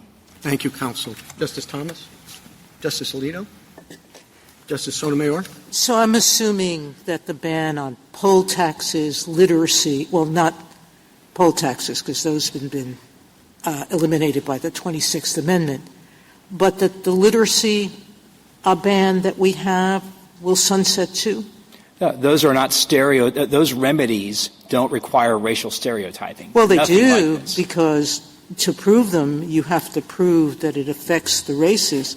I mean, I just don't understand this stereotyping concept in the Jingles factors. The Jingles factors is looking at whether these people have their vote is being diluted or their vote is being taken away from them merely because they're black. And so if that's the case, we have always said that remedying a discrimination, you can use race. Now, you want to add the qualifier, it has to be intentional. But I don't see the 15th Amendment being limited that way. The words of the 15th Amendment are that Congress can stop any practice that dilutes voting. Practice is an act that has an effect. It didn't say intentional dilution of voting. The amendment itself talks about a practice. Your Honor, this Court has never held that the 15th Amendment addresses anything other than intentional discrimination. No, it does. That's just not true. Just in Mulligan, and we've said in a slew of cases, Congress itself said we're not using intent, we're using effects. And we said that's okay. That's within their power as specified in the 15th Amendment. But Your Honor, you can only catch the effects as part of an enforcement. That's just the enforcement power at that point. So you're using the enforcement power based on a showing. The discrimination is the practice. The case law going back to Katzenbach and Mr. Ryan, I'm sorry. Oh, are we? Yes. Sorry. Justice Sotomayor? Well, I'll stop and you pick up. Justice Kagan? Sorry. No, you're not done. I'm in no hurry. What we've said, and this goes back umpteen years, and it was said again in Milligan, is that even if the constitutional prohibition is one on purposeful discrimination, Congress can enforce that prohibition under Section 5 of the amendment by way of prohibiting various kinds of effects. And so in Milligan we said a ban on discriminatory effects is an appropriate method of promoting the purposes of the 15th Amendment. And as I said, that goes back to Katzenbach, it goes back to City of Rome. And I understand that common ground here, including among the SG, is essentially a desire to take us back to an entirely intent-based world. But that is that is the thing that we tried to do, that Congress prevented us from doing and that since the amendments of 1982 has been very clear that that you do an effects test for Section 2 in order to vindicate the purposes of the 15th and 14th Amendments. It's clear what Congress did, but it was using its enforcement power only. It doesn't have the power to change what the I'll take that. says. I'll take that label. That's fine. But it was not Congress has enforcement power under the 15th Amendment. But it was not an appropriate use of the enforcement power, and even if it was then, it's not appropriate today because it's not congruent and proportional. And that the court has never held. And what is this kind of? Was it congruent and proportional in 1982, or is it just like suddenly not congruent and proportional because it's 40 years later? Like, I never understood our congruence and proportionality test, which, by the way, we have never applied to voting. But even if you were to apply it to voting, I've never understood it to have a kind of, Congress has to re-up its congruence and proportionality findings every 10 years or every 6 months or every whatever you want to say it. Well, City of Bernie and that decision holds up Katzenbach and City of Rome as sort of paradigmatic exercises of this sort of scrutiny, although they're much older. But the point is this. Those cases were based on a strong factual record about very particular effects-based prohibitions that had just been used for purposeful discrimination. They were using poll taxes and literacy tests, although facially neutral, to purposely discriminate, and they would keep changing them over time to make sure that they kept the discrimination in place. So that was a very unique circumstance, and Congress recognized that in 1982. It said, we don't have the same kind of record that we built in 1965 under Section 4A to get rid of a literacy test in a certain area, or, when we expanded that out in 70 and 75. People were actually using literacy tests, and they were using them in a discriminatory fashion. So but none of those remedies stereotyped. Thank you. Justice Gorsuch? Justice Kavanaugh? Justice Barrett? Justice Jackson? So going back to this discriminatory intent point, I guess I'm thinking of it, of the fact that remedial action absent discriminatory intent is really not a new idea in the civil rights laws. And my kind of paradigmatic example of this is something like the ADA.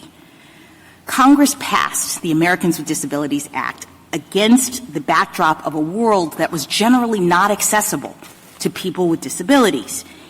And so it was discriminatory in effect because these folks were not able to access these buildings. And it didn't matter whether the person who built the building or the person who owned the building intended for them to be exclusionary. That's irrelevant. Congress said the facilities have to be made equally open to people with disabilities if readily possible. I guess I don't understand why that's not what's happening here. The idea in Section 2 is that we are responding to current-day manifestations of past and present decisions that disadvantage minorities and make it so that they don't have equal access to the voting system, right? They're disabled. In fact, we use the word disable in Milligan. We say that's a way in which you see that these processes are not equally open. So I don't understand why it matters whether or not the state intended to do that. What Congress is saying is if it is happening, which Section 2 gives us the tools to determine, you got to fix it. The difference is that the remedy under the ADA and other anti-discrimination laws is not stereotyping. We don't then it's not race-based. I take your point. I take your point. But you're saying then that if the problem of no access is about race, it's just too bad because you can't have a remedy that relates to race. Absolutely not, Your Honor. It's not whether it relates to race. It's whether the remedy that relates to race involves stereotyping voters and making assumptions about their politics and their views and their thoughts based on their race, and that's the problem. It doesn't exist in those other civil rights statutes. So why do we have to change Section 2? Okay, so fine. You say if it's a remedy problem, why aren't we just focused on whether the remedy here, the particular map in Louisiana, is predominant, using race? And if so, strict scrutiny applies, and did they narrowly tailor it? I mean, that seems to me to be the problem that you're identifying. The remedy here, you say, is overbroad. It's not using the right factors. It's using race in a stereotypical way. What does that have to do with Section 2 and changing its criteria and adding intent there? Well, Your Honor, you have to break the link between only using effects on the front end and on the back end using race and stereotyping. That's what you have to break. And so, this Court warned about that problem, Okay, I don't see the link, but I'm out of time. Thank you. Thank you, counsel. Mr. Rupan? Mr. Chief Justice, and may it please the Court. I think this Court's predominant standard will help clarify a lot of the issues that have been discussed this morning, and will also show why the arguments we're pressing here were neither raised nor rejected in Milligan. So first, under the Constitution, the problem is not the mere consideration of race in districting. The problem is when race subordinates traditional neutral principles and is the factor that cannot be compromised. Second, the problem with Section 2 and Jingles is not that it's an effects test. The problem with the statute is, as construed in Jingles, it's reaching far beyond anything that can reasonably present a risk of intentional discrimination, as in fact making race predominant, is requiring states to subordinate their principles to find a result. The Robinson litigation perfectly exemplifies this. The Robinson plaintiffs could not show a denial of equal openness for black Democrats. What they could show is that Democrats in Louisiana lost a seat. I welcome this Court's questions. In one of your suggestions in your brief, you mentioned decoupling race and party. One, is there a correlation, particularly among black voters? And two, how do you decouple them? So there generally is. The way you would decouple them is you look at primary elections, right? You look to see in the Democratic primary, do white Democrats and black Democrats vote differently? And that did not happen here. If you look at the Robinson District Court opinion, when they do the steps 2 and 3 of Jingles, and they analyze racially polarized voting, the Court expressly said they didn't need to try to decouple race. And they did that because in Jingles, the Court never resolved the issue. Justice Brennan said you didn't need to do it, but Justice White refused to join that part of his opinion.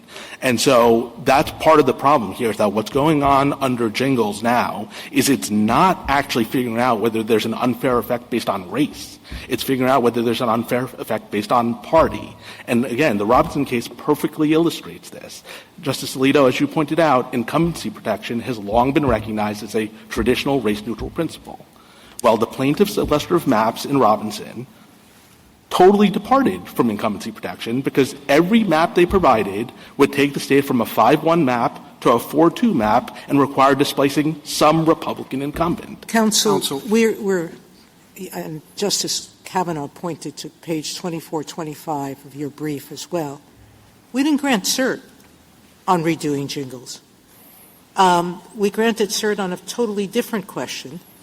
And we have said over and over again that statutory precedents are entitled to far greater stare decisis protection. Whatever mistakes we have in Jingles, Congress has had 40 years to fix them, and it hasn't done it. In fact, when they thought we did something wrong, they overruled it and passed Section 2. I don't know how we get to redo Jingles when this case didn't involve Jingles. The district court in this case didn't apply Jingles. It was the district court in the Robinson's case, and it's not the Robinson's case that's before us. It's this case. And so I'm a little bit confused. How do we enter redoing Jingles?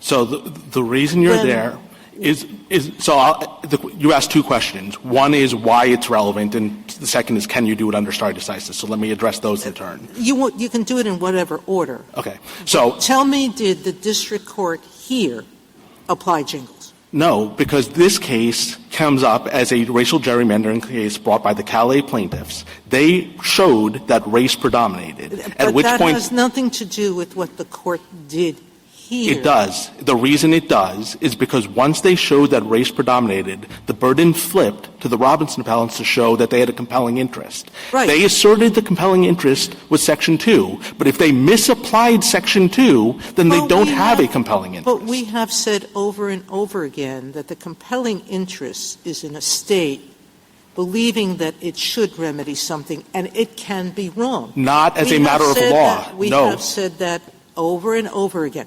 Counsel, you're wrong sometimes on a factual basis, sometimes on a legal basis. Wrong is wrong. Whatever you think might be the error, if you still think that it's something that's in your best interest to do, you do it. Your Honor, that's contrary to this Court's holdings in Miller, in Shaw II, and in Cooper. This Court has repeatedly said that if you have an incorrect reading of Section 2, or Section 5 of the Voting Rights Act, that is not a compelling interest. The Court has applied the good faith standard under strict scrutiny to errors of fact, not errors of law. In Miller and Shaw, the DOJ browbeat states into creating multiple majority-minority districts, and they all thought they were doing it under Section 5. They were acting in good faith. The DOJ was browbeating them. But this Court said that is not a compelling interest because the DOJ was wrong about what Section 5 meant. That hasn't been the allegation here. That is the allegation here. The allegation here is that the Robinson Court was wrong about what Section 2 meant. They completely misapplied Section 2, even actually under Milligan, let alone under the proper way to interpret Section 2. Again, Justice Alito, 3 points. First, they ignored incumbency protection. If you look at what the district court said, they said they protected incumbency because Julia Letlow could still live in her district. She would lose, but she could still live there. That's not incumbency protection.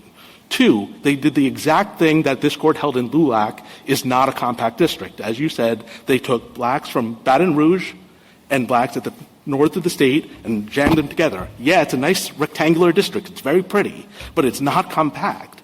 And then third, they didn't control for racially polarized voting. So they just said that blacks vote differently from whites, which just basically means Democrats in Louisiana vote differently from Republicans in Louisiana. That's not racially polarized voting. That is not the proper interpretation of Section 2, and it is exactly why Section 2 is leading to racially predominant results, where you're essentially using Section 2 to undo political outcomes. And that is an unconstitutional reading of the statute. And so the reason to get to your first part of your question, why should you revisit Jingles? Because we don't think it's consistent with stare decisis to say, well, we misinterpreted the statute 40 years ago, so now the statute's unconstitutional. Stare decisis is about respect for Congress and respect for stability. If this Court has created a constitutional problem with the statute, this Court should fix it. Can you say more about why there's a constitutional problem with the statute? Yes. So, as I was saying, the problem here is Jingles, as it's been interpreted, essentially imposes liability based on making the state take race and predominate over race-neutral criteria. Again, using Robinson as an example. I don't understand. I'm sorry. So, incumbency protection is a traditional neutral principle. Robinson found liability by requiring the state to discard their race-neutral. But I thought you said Robinson was wrong, so then we just changed that understanding. Why does that create a constitutional problem? So the way it was wrong is it required the state to subordinate race-neutral principles to race. And let me use Milligan. And Jingles requires that? So the way. So it was consistent with Jingles, and Jingles is wrong, or it was inconsistent with Jingles, and we should say that. It's the interpretation of Jingles that was adopted in Milligan is the real problem here. And so this is the pages in our brief that Justice Kavanaugh cited a couple times. The fundamental problem is when this Court said in Milligan that as long as the plaintiff's illustrative map is roughly equivalent to the state's map, that's enough to satisfy Jingles. What that meant is you're basically telling the state that you have to subordinate your weighing of your neutral principles and go a different direction just because of race. Let me give you an analogy that I think will make this a little bit clearer. Imagine if Congress had passed a statute that said LSU, if you have a white student and a black student who are roughly equivalent on your admissions criteria, you must pick the black student. Of course that would be unconstitutional. That would be subordinating Yeah, but do you agree with my view that under Section 2, you're not alone mandating a particular result, that Section 2 is just about identifying the problem? And I agree with that. If that's the case, then it doesn't matter that the Section 2 analysis is showing you that there could be another way to do this. It Go ahead. depends what you define as the problem. And the problem with Section 2 as construed in Jingles and Milligan is they are defining as a problem that there's another way of drawing the district that would help blacks, even though there's no reason to think that it's either intentionally discriminatory or even a significant risk of intentional discrimination. But why is intentional discrimination the bedrock? They're not just – you're reducing what is happening to Section 2 to something that I don't think is consistent with what Jingles is actually requiring. Because the Constitution prohibits intentional discrimination, and Justice Barrett, as you pointed out, this is enforcement legislation. So we agree it's not an intent test. But it has to at least be smoking out conduct that presents a significant risk of intentional discrimination. That's the phrase that this Court used in Bernie. It's the phrase that this Court used in Katzenbach, too. Again, one way of thinking about this is if you think there's a problem here, white Democrats in West Virginia, they don't get districts drawn for them. White Democrats have zero representation in West Virginia, even though they're a significant percentage of the state. The reason why Section 2, as it's being construed in Jingles, is a problem, is it's saying that you have to create a district for black Democrats that you would never create for white Democrats in a Republican state. It's essentially being used as a reverse partisan gerrymander on purely racial grounds. And that is a constitutional problem. And the test we have identified in our brief would solve that problem. Thank you. Thank you, counsel. You began, if I'm remembering correctly, suggesting that Milligan was consistent with your position in this case. And then, of course, you've mentioned its discussion of Jingles is not. Yeah. I wonder if you could explain that a little further, to what extent it's consistent and to what extent it's not. Yeah, so most of the arguments we're making in this case were not made in that case and were not rejected in that case. There is one aspect of our argument that is inconsistent with Jingles, with Milligan. The one aspect that's inconsistent is what I was discussing earlier. The part of Milligan where it said that it's reasonably configured so long as it's roughly equivalent. We think that that is wrong, and we think that that aspect of the opinion is what causes all the racial predominance. Because, again, if you take a step back and think about two possibilities, possibility one is the plaintiffs come in and their map is superior to the state's map on the state's own principles. Then we think it's okay to have a results test, because in that circumstance, you're not telling the state they have to subordinate their race-neutral principles. You're essentially enforcing their own race-neutral principles in a situation where there's either intentional discrimination or at least a significant risk of intentional discrimination. But conversely, in a situation where it's equivalent, you're basically telling the state, look, you could have done this either way. You want to do it way A, you have to do it way B. Why? Only because of race. That's what makes it predominant. And that's the one aspect of Milligan that we disagree with. But Thank you. Justice Thomas? Justice Alito? Well, I think you may be too hard on Milligan, because Alabama in Milligan did not argue that it had drawn those maps based on seeking partisan advantage, right? I agree, right? And that's why I started my answer to the Chief Justice by saying all the arguments we're making here were not made by Alabama. Alabama made a series of much broader arguments about how you can't consider race at all, the plaintiffs have to draw their maps race blind, you ultimately have to find intent. We're not arguing any of that, and I agree with you. Alabama, for whatever reason, didn't argue that incumbency protection and partisan advantage were the reasons for their map. And after Rucho, it's clear that those are traditional race-neutral principles that cannot be subordinated by Section 2. Yeah, and I think that's consistent with the fundamental analysis in Milligan for reasons that I tried to bring out during my questioning of Ms. Nelson. The first Gingell's precondition, as described correctly in Milligan, is that the minority group must be sufficiently large and geographically compact to constitute a majority in a reasonably configured district, and a district is reasonably configured if it comports with traditional districting criteria. And since Rucho, seeking a partisan advantage is a permissible legislative objective, just like incumbent protection. So therefore, that should figure in the first Gingell's precondition. It absolutely should. And in this case, in Robinson in particular, the state did argue incumbency protection. And if you look at what the Robinson District Court said, it actually said that, oh, we satisfied the incumbency protection. She still lives in the district. She's going to lose, but she still lives there. That can't possibly be right. And then again, on block voting, again, the Rucho issue was not involved in Milligan, but if block voting is understood properly to mean voting on the basis of race but not on the basis of partisan politics, then that must also be considered under Gingles, right? Absolutely. And it matters, right? Because on our position, again, we agree that Section 2 can have a constitutional scope, and our view of the results test would apply in exactly the situation where racially polarized voting properly understood exists. So think of an area like Harlem, for example. You've got white Democrats, black Democrats, and Hispanic Democrats who all live around the same area and who probably have, at least sometimes, different candidates of choice. If the state of New York were to draw a map in a way that departs from their normal principles and favors one of those racial groups, that's the sort of situation where Section 2 could come in and say, well, there's racially polarized voting. You've departed from traditional principles. There's a reason to be worried. And this isn't just a partisan thing. You can imagine the same thing on the Republican side. Imagine Florida. If you have a part of Florida where you have white Republicans and Hispanic Republicans, and same thing, the Florida legislature draws it in a way that departs from traditional principles and favors one or the other racial group.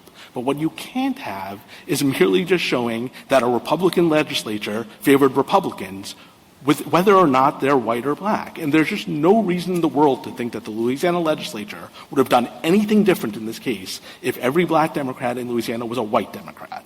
Let me ask you about congruence and proportionality. So the 15th Amendment pretty clearly requires intentional discrimination. And the 1982 amendment to the Voting Rights Act walked away from intentional discrimination. But my reading of your position is that Congress's enforcement power under Section 2 of the 15th Amendment allows it to go beyond intentional discrimination for this reason. Proving intentional discrimination is difficult in part because it's really hard, it's always hard to figure out what legislative intent is. What was the intent of the legislature in enacting a map? Do you look at stray statements here or there by legislators, plus a finding of intentional discrimination accuses the state of a serious wrongdoing? So it's permissible to go beyond intentional discrimination to this extent, to identify factors that strongly support a finding of intentional discrimination. And that's what was involved in White versus Register, which figured very prominently in the drafting of the 1982 amendment. So if that's what you're doing, it is congruent and proportional in that respect. Is that correct understanding? That is, and if I could just amplify a couple of points. So we agree the Constitution prohibits intent. Congress's enforcement power can let them go beyond that to, in effect, test a properly tailored one that gets at a significant risk. And that avoids a lot of the difficulties of actually having to prove intent by a preponderance of the evidence. And if it is actually tailored, if the statute itself is tailored to things that have a significant risk, then we don't actually think you necessarily need to have a temporal limit in the statute itself. So that's why, Justice Sotomayor, for example, the bans on tests, literacy tests, we think those are fine even though there's no end date in that statute, because those are well-known, highly likely to be intentionally discriminatory laws, even if they're not always. But the problem we have here is that the way Section 2 has been construed under Jingles and its progeny is so far from the things that are likely intentionally discriminatory, and indeed are affirmatively compelling gerrymanders that are unconstitutional. If that is ever permissible, it could only have been based on the centuries' worth of discrimination that existed in 1965. One final question. I'm sorry to take up so much time, but I would like you to address what Solicitor General Aguinaga said about the practical problems he fears your approach would cause. So I'm not sure I really understand what his concerns are. I think the way we've articulated the test, the plaintiffs have to come in and show that they have a map that is superior to the state's map on the state's own race-neutral principles, including its political objectives. I think the thing that the Solicitor General primarily focused on is confusion about what it means to be predominant. I think we agree completely with them that the phrasing of the standard is race a criteria that could not be compromised? Have you subordinated race to traditional principles? And if you apply that test, I'm not saying that there won't be difficulties on the margins of how to apply it. There will be new cases. Your Honor wrote the opinion for this court in Brinovich. It was the first time that the court had ever adopted a test for vote denial under Section 2. I'm sure there were cases afterwards, but that test was well tailored to the text of the statute and its purposes. And what we're essentially saying in this case is you should do to Section 2 as opposed to vote dilution what the court has already done as applied to vote denial. It should adopt a test that's tailored. Thank you. Justice Sotomayor? The bottom line is just get rid of Section 2, because the test you're providing doesn't do anything for the effects test that Congress identified. We did say in Kassenbach, we've said it repeatedly, that legislation need only be plainly adapted to addressing discrimination practices in voting, right? Yes. All right? The standard that you're setting is a much different one. It has to substantially be addressing this issue. Number two, what you're suggesting is that people of one race, blacks in Louisiana, who will have to be 51% of the population before they'll be able to elect another black candidate. Because what you're saying is partisanship is non-negotiable. You have to create maps where you're going to have 6 districts out of 7 always white, because that's our partisanship. That means blacks never have a chance, no matter what their number is, until they reach more than 51%. So I don't think that's true for a lot of reasons, Your Honor. So the first is, as I think the General pointed out, even without Section 2, there's no reason to assume that states are going to try to crack every single majority-minority district. And the reason why the illustrative maps showed that a map drawn without looking at race and partisanship together would have created 2 districts. Your Honor, Compact in all traditional ways, it would have been District 2 and District 6 around the Baton Rouge and 2 other counties that were tied historically and otherwise. And politics, you say, not race, is what led the state not to give them another district. So I'll say several things, Your Honor. First, I don't agree with your characterization that the illustrative maps were compact. They combined blacks in different parts of the state, just the way this Court said. No, you're talking about the state's chosen map. No, I'm not. The map plaintiff's illustrative map, if you look at District 5. Was better. The illustrative map, 2 and 6 were combined. But 2, even in the original map, was not all that compact.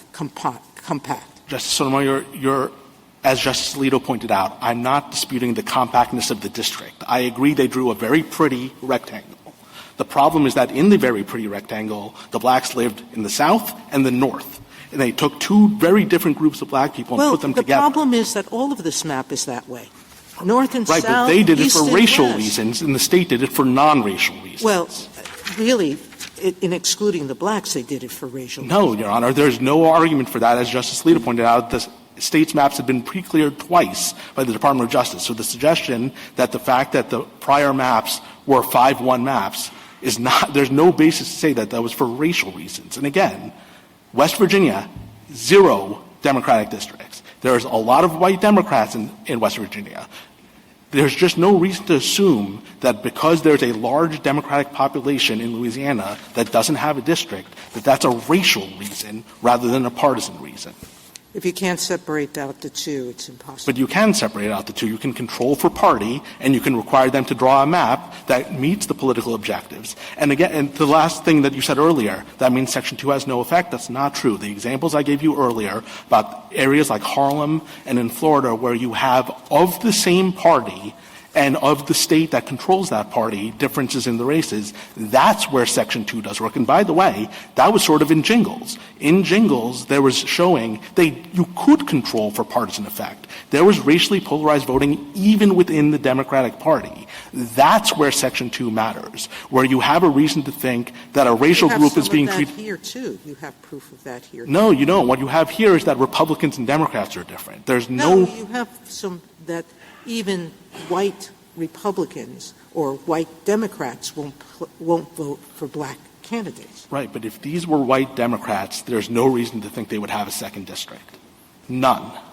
And so what is happening here is their argument is because these Democrats happen to be black, they get a second district. If they were all white, we all agree they wouldn't get a second district. That is literally the definition of race subordinating traditional principles.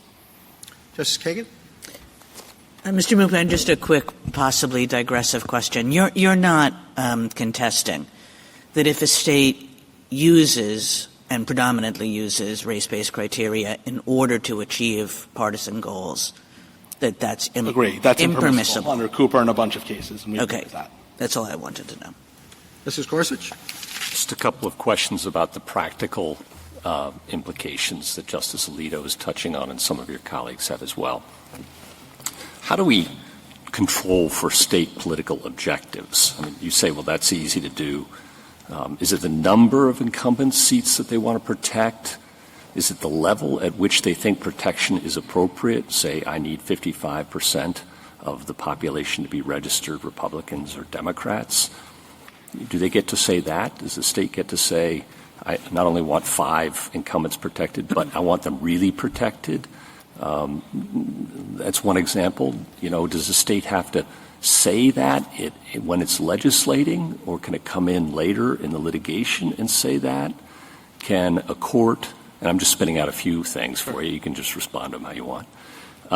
Can a court second-guess those and say, those are not really the state's purposes, that they're just litigation position? How's a court supposed to handle that? And then I've got some more for you. So the same way this court already handles that in racial gerrymandering cases like Alexander. Yes, the state can come in with whatever their political objectives are. If they want to say it's not just a 6-1 map, it's a 6-1 map with a certain percentage because we want to make sure certain people are safe, really safe, and we're willing to tolerate a little bit more risk elsewhere, it's up to them to set what their political objectives are as long as they are race neutral. Now, can a court second guess that? Yes. If they say, look, these are our interests, and the map as drawn is inconsistent with that in a bunch of ways, a court could say we don't believe that. Well, what if the map is consistent with it? Can I still try and disprove it? Well, so no. That wasn't really, I mean, that's what the map does, but that's not really what they were after. So if you could try to bring an intentional discrimination case and say that it's pretextual. How about cohesion? Right? You say, well, you got to segregate out members of one race or another based on their party affiliations and crossover voting and how much they really won't vote for somebody of the other race even if they're the same party. How much cohesion is enough? I mean, very rarely is it going to be that there's zero crossover voting and 100% cohesion, and vice versa. It's going to be areas of gray. And are we then into a business perhaps of stereotyping? So the court's never made clear what level of cohesion is necessary. Know. I think the right way... That's why I'm asking you. Right. I think the right way to think about it analytically is if the plaintiffs have an illustrative map that satisfies our first criteria, right? That they're... Yep. No, this is another criteria. Right. So assuming they've satisfied that, then the question is there enough black cohesiveness that they can win the district? So you would have to look to see how much black cohesion is there and how much white crossover voting is there. And if together they can predictably and safely win the district, then they've satisfied... What's predictably and safely? I mean, those are nice qualifying words. I mean, does it have to be just 50 plus 1? Does it have to be 60? How does a judge make that decision? I think the courts, what they've usually done is looked at how the map would have performed in prior elections. You don't just look at one because there can be... Oh, you can run thousands of these things. I mean, we've got computers now. I mean, goodness, of course. And you're going to have data points all over the place. But a judge is going to have to draw a line. And I'm wondering how the judge draws that line. So We have lots of concerns with how Jingles is applied over time, but this isn't one of them. This seems to have been. Well, this will be the next problem if we go your way. Is all I'm suggesting. I don't think so, Your Honor. And if your concern is, well, instead, let's just scrap Section 2 entirely. No, I'm not asking that. That isn't my question. I'm asking. I'm listening to everything everybody is telling me. I'm asking you about your proposal. Right. And so I guess my point is, if the concern with our proposal is that you will have to answer cohesiveness questions that require some amount of empirical showing, what's the alternative? Okay. And I got it. It's always the bear. I'm outrunning a bear. I got it. Okay. Predominance. What does that mean? I know it's throughout our case law, and I know you say it can't be compromised. Is that a but-for causation test? Is that a proximate causation test? What is it? I don't think it's but-for. I think — Well, but-for can't be compromised. It means it's an essential component. It wouldn't have happened but-for. Okay, so it's not but-for. It's not but-for. The way the Court has described it as — Is it a proximate cause? I don't think that's the right way of thinking about it. It's not a proximate cause. So what is it? I think the way the Court has described it is it's a factor that could not be compromised and where race-neutral principles were subordinated to it. So this case is a very easy case to analyze that because the race-neutral principles of incumbency protection were — I'm not worried. Okay. I'm focusing on your test going forward, not this case. So let me help you this way then. Because I think the question is when is predominance not satisfied where race is considered? I'll give you two examples. Yeah, I mean, under our normal equal protection jurisprudence, we don't ask whether race predominated. Right. We say you don't discriminate on the basis of race, period. So let me give you two examples where race is considered, but under the predominance test it wouldn't be satisfied. And that's why, for example, this Court has said that the intentional creation of a majority-minority district does not alone show predominance, and we agree with them about that. So here's one example. The map drawer doesn't consider race at all, uses race-neutral principles. The computer spits out two maps that are totally equivalent. To pick between them, they say, okay, we'll use the one that has a majority. But that gives rise to an inference of intentional discrimination. There's no other explanation that can be provided in your hypothetical. That's intentional discrimination. That's not predominance. That's choosing on the basis of race.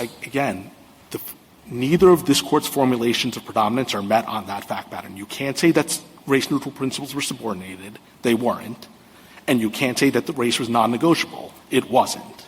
So that's one example. Another example would be if you use race-neutral principles and the best map happens to be a majority-minority district, and then someone tries to say, don't draw that map, draw a different map for some other reason, and they say, no, we don't want to do that. We don't want to get rid of a black district. That's intentional as well. Okay. Again, I agree with you. My whole point is what this Court has said again and again and again. Oh, I know what it said. Okay. I just don't know what it means. I think it means exactly what I'm saying, that it's not enough for it to be intent. Okay. It has to be that race-neutral principles are subordinated to race. Thank you. Justice Kavanaugh? Well, I'm going to pick up right there because I had a lot of questions about your use of the word predominance as well, which the amicus briefs on your side say that word has been hopeless, I think, in trying to figure out what it means. What I've understood it to mean over time in the jurisprudence in this area is that race does not predominate if the district, even though drawn based on race, is reasonably configured and compact. Is that what you think? Yes and no, right? So that's not as helpful. I know. And so here's the issue. This Court has recognized the test is whether race-neutral principles are subordinated to race. If you don't comply with traditional principles, then clearly you have subordination. But what this Court held in cases like Bethune, Hill, and Cooper, and we agree with that, is if you just are dead set on drawing a 55% black district, but you manage to do it in a way that's consistent with traditional principles, that is still racial subordination. But here's the really important point for this case. We are not arguing, absolutely not arguing, what Alabama argued in Milligan, which is that the plaintiffs can't consider race, and that the plaintiffs can't have a 55%. I understand that. And what does matter but it seems like your position is you can use, the state can use race a little bit. If we're talking about the state it's kind acting, of like the Bakke kind of thing. It's a race.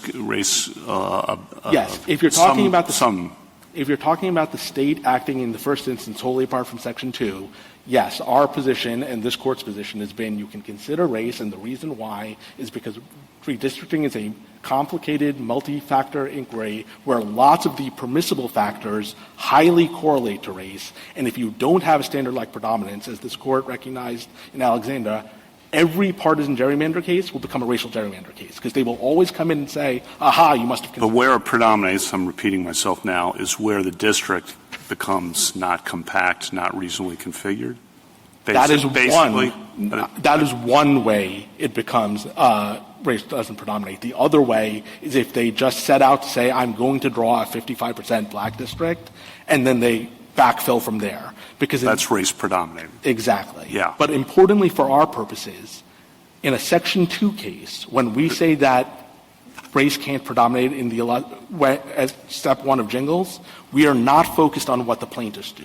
The plaintiffs can absolutely consider race. I got that. The Court has to conclude that their map is better than the state's map. And then you avoid predominance. I got that. Okay. So then what I viewed as the real innovation of your brief that we have not considered before, as you point out, is the material on page 25, the political objectives. Yes. And that strikes me as new, but also new because we haven't considered it before. So I think that's right. I don't think this Court has ever squarely considered it. I think part of the reason the Court has What's the rationale for why it's consistent for what we have allowed before? Because it is another traditional race-neutral principle. It is one that hasn't been urged as frequently, in part because it was unclear whether partisan gerrymandering... Because of Rucho. I mean, pre-Rucho. Right, pre-Rucho. But post-Rucho, it is totally clear that that is a permissible criteria. Indeed, in Rucho, the Court described it as ignoring the good faith inference that the legislatures do to not consider their political objectives. Got it. And is it also, though, part of constitutional avoidance? Yes, again, because... So there are two things. It's hasn't been considered before, and it avoids constitutional problems if we fold page 25. That's absolutely right. Again, I think one thing to remember here is Jingles was written in 1985. It was 10 years before this Court wrote Shaw and Miller and all the predominance cases. There's just no way Jingles would have ever been written the way it was if it was decided after those cases. Okay. That is an intervening change in law that has created constitutional issues, and I think the Court should modify Jingles to reflect that. Got it. Two more. Sorry. Do you agree with Louisiana on the Constitution? In part, but not entirely. Can you explain that? Yes. So we don't think that it is unconstitutional for Congress to have any results test, or that the current results test can't survive if it's construed the way we've proposed. What if it were not construed the way you want it to be construed? What is your position on the temporal point? So if it was construed differently than we've proposed, we do think it's unconstitutional, both because of the temporal point and because of its scope just to begin with. Right? To be clear, you're not saying Section 2 is unconstitutional. Section 2, as applied to redistricting to the extent it requires the intentional use of race to create districts, if there's no change in Jingles, that's your position. I agree with all of that, except instead of the word intentional, I would say use the word predominant. But with that caveat, yes. Yes, got that. Okay, last, this is picking up on Justice Gorsuch. I think your Harlem hypo is very challenging because, I mean, you get into elections and you're microanalyzing the data. White Democrats and black Democrats are not necessarily – there's going to be a lot of times differences in that, and you say that triggers the finding of polarization, correct? Yeah, if there is – I mean, how big a difference does that have to be? Again, I think the right way of – It's like 10-point difference? I think the right way of thinking about it is if you start with their step one, which is – what would the map look like if they'd done it on race-neutral grounds, and then say, is there enough polarization that the minority group who would have been in that district could have won, then they can satisfy steps 1 and 2. Thank you. If there's one last point I can make, Your Honor, which you had asked a question earlier about the practical consequences of our position. I just do want to emphasize one thing about that, which is if you look at Congress today, there are roughly 60 black representatives. If you look at the districts, there are only 15 majority black districts. So even if we're not even urging Section 2 to be eliminated, but even if you eliminated Section 2 entirely, fully 75% of the black congressmen in this country are in districts that are not protected by Section 2. So it is simply not the case that adopting any of the positions on this side, let alone our position. Just to be fair, they're not arguing for eliminating Section 2 entirely. I think they would disagree with that characterization. But under any view of it, none of these positions is going to lead to there being no black representation in Congress or anything remotely approaching that. Thank you, counsel. Justice Barrett? Mr. Mufan, I have one hopefully very straightforward question. It's really just to clarify.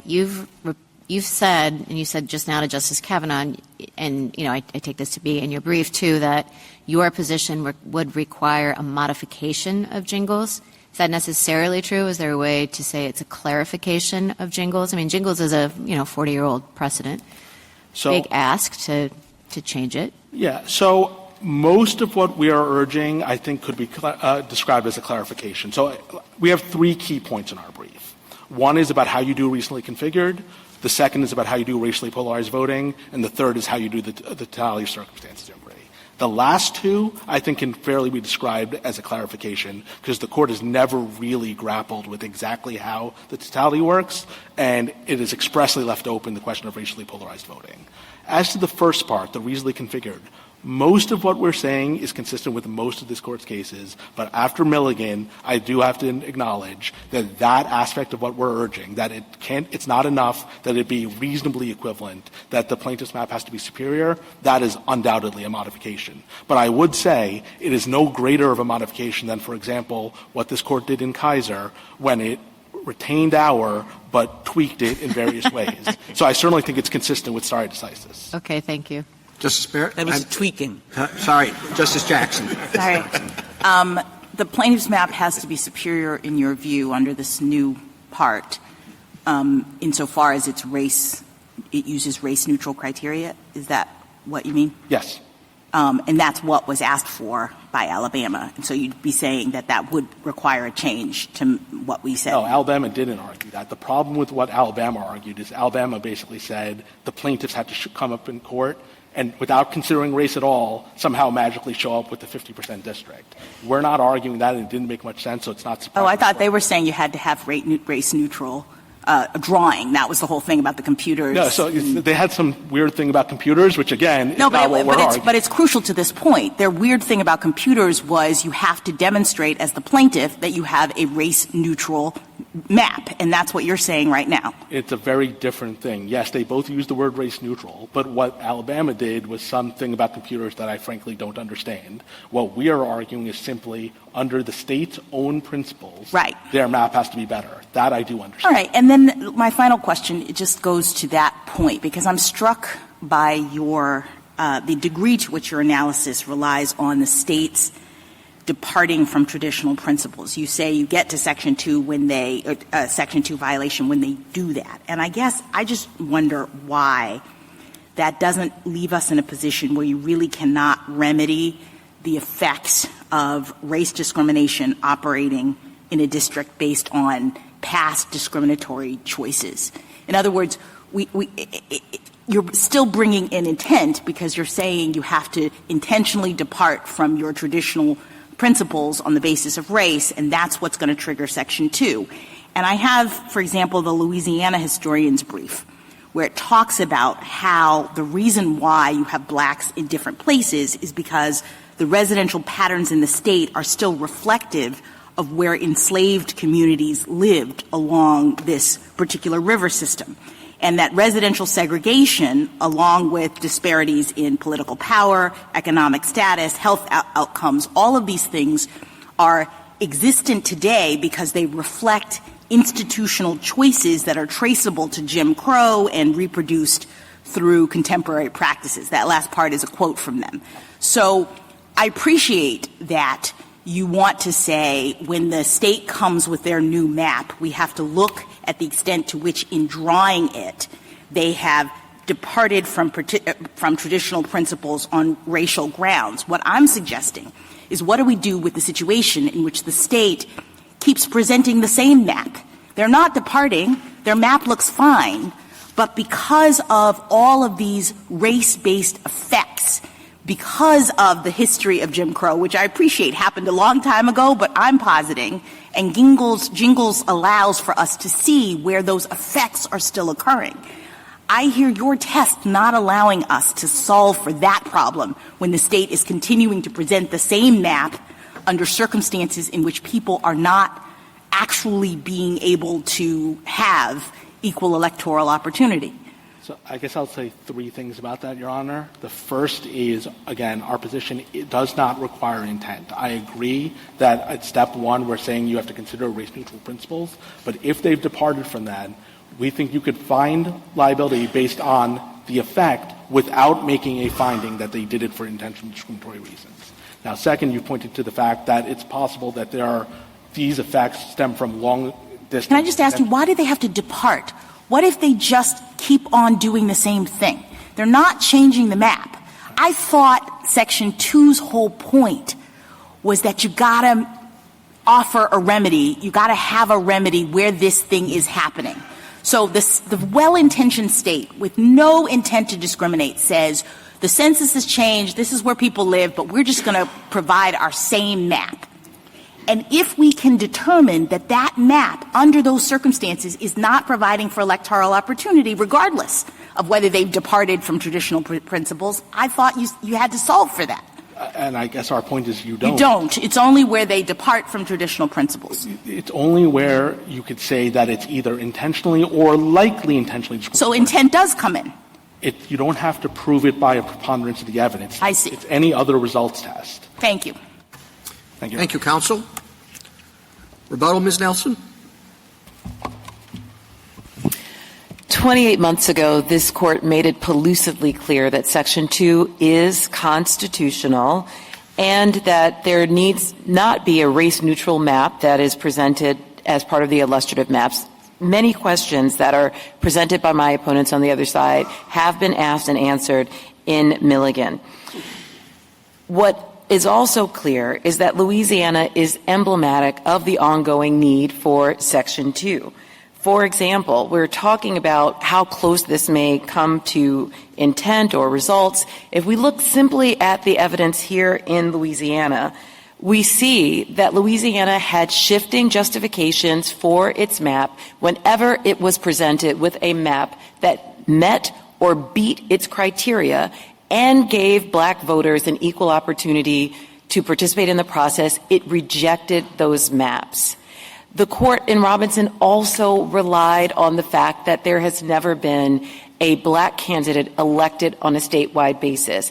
Even when white Democrats won an election in 2019, black Democrats lost.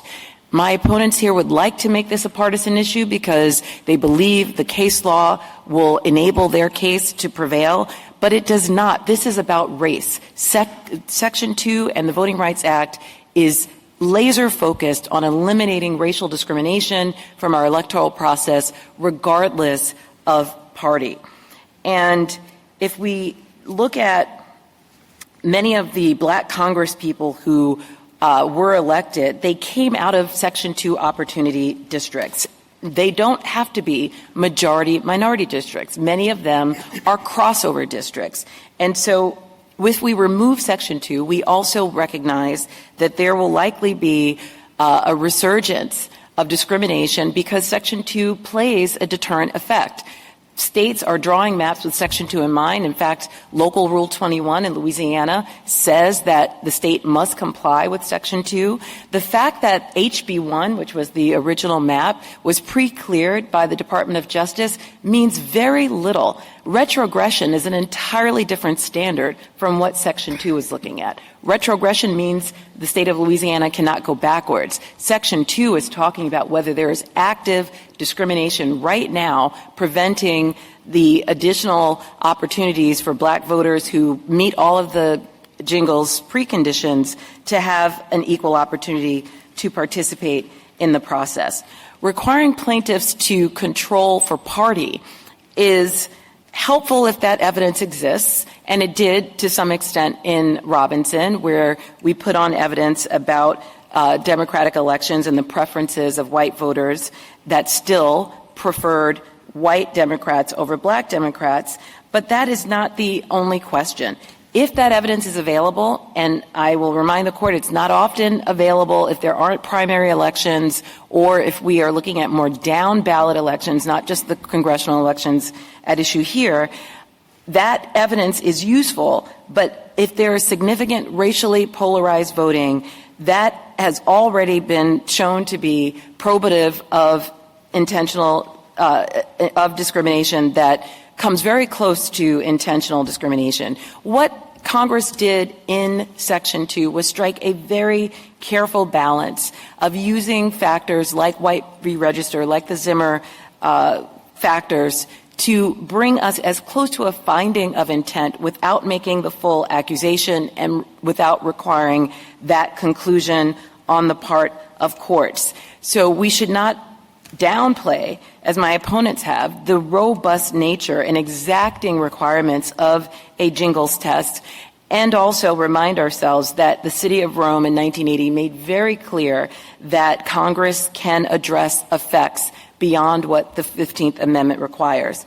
I'll close by saying that in Bush v. Vera, this Court said that it must be particularly concerned about changing its decisions or rejecting stare decisis in cases that involve a sensitive political context like this one.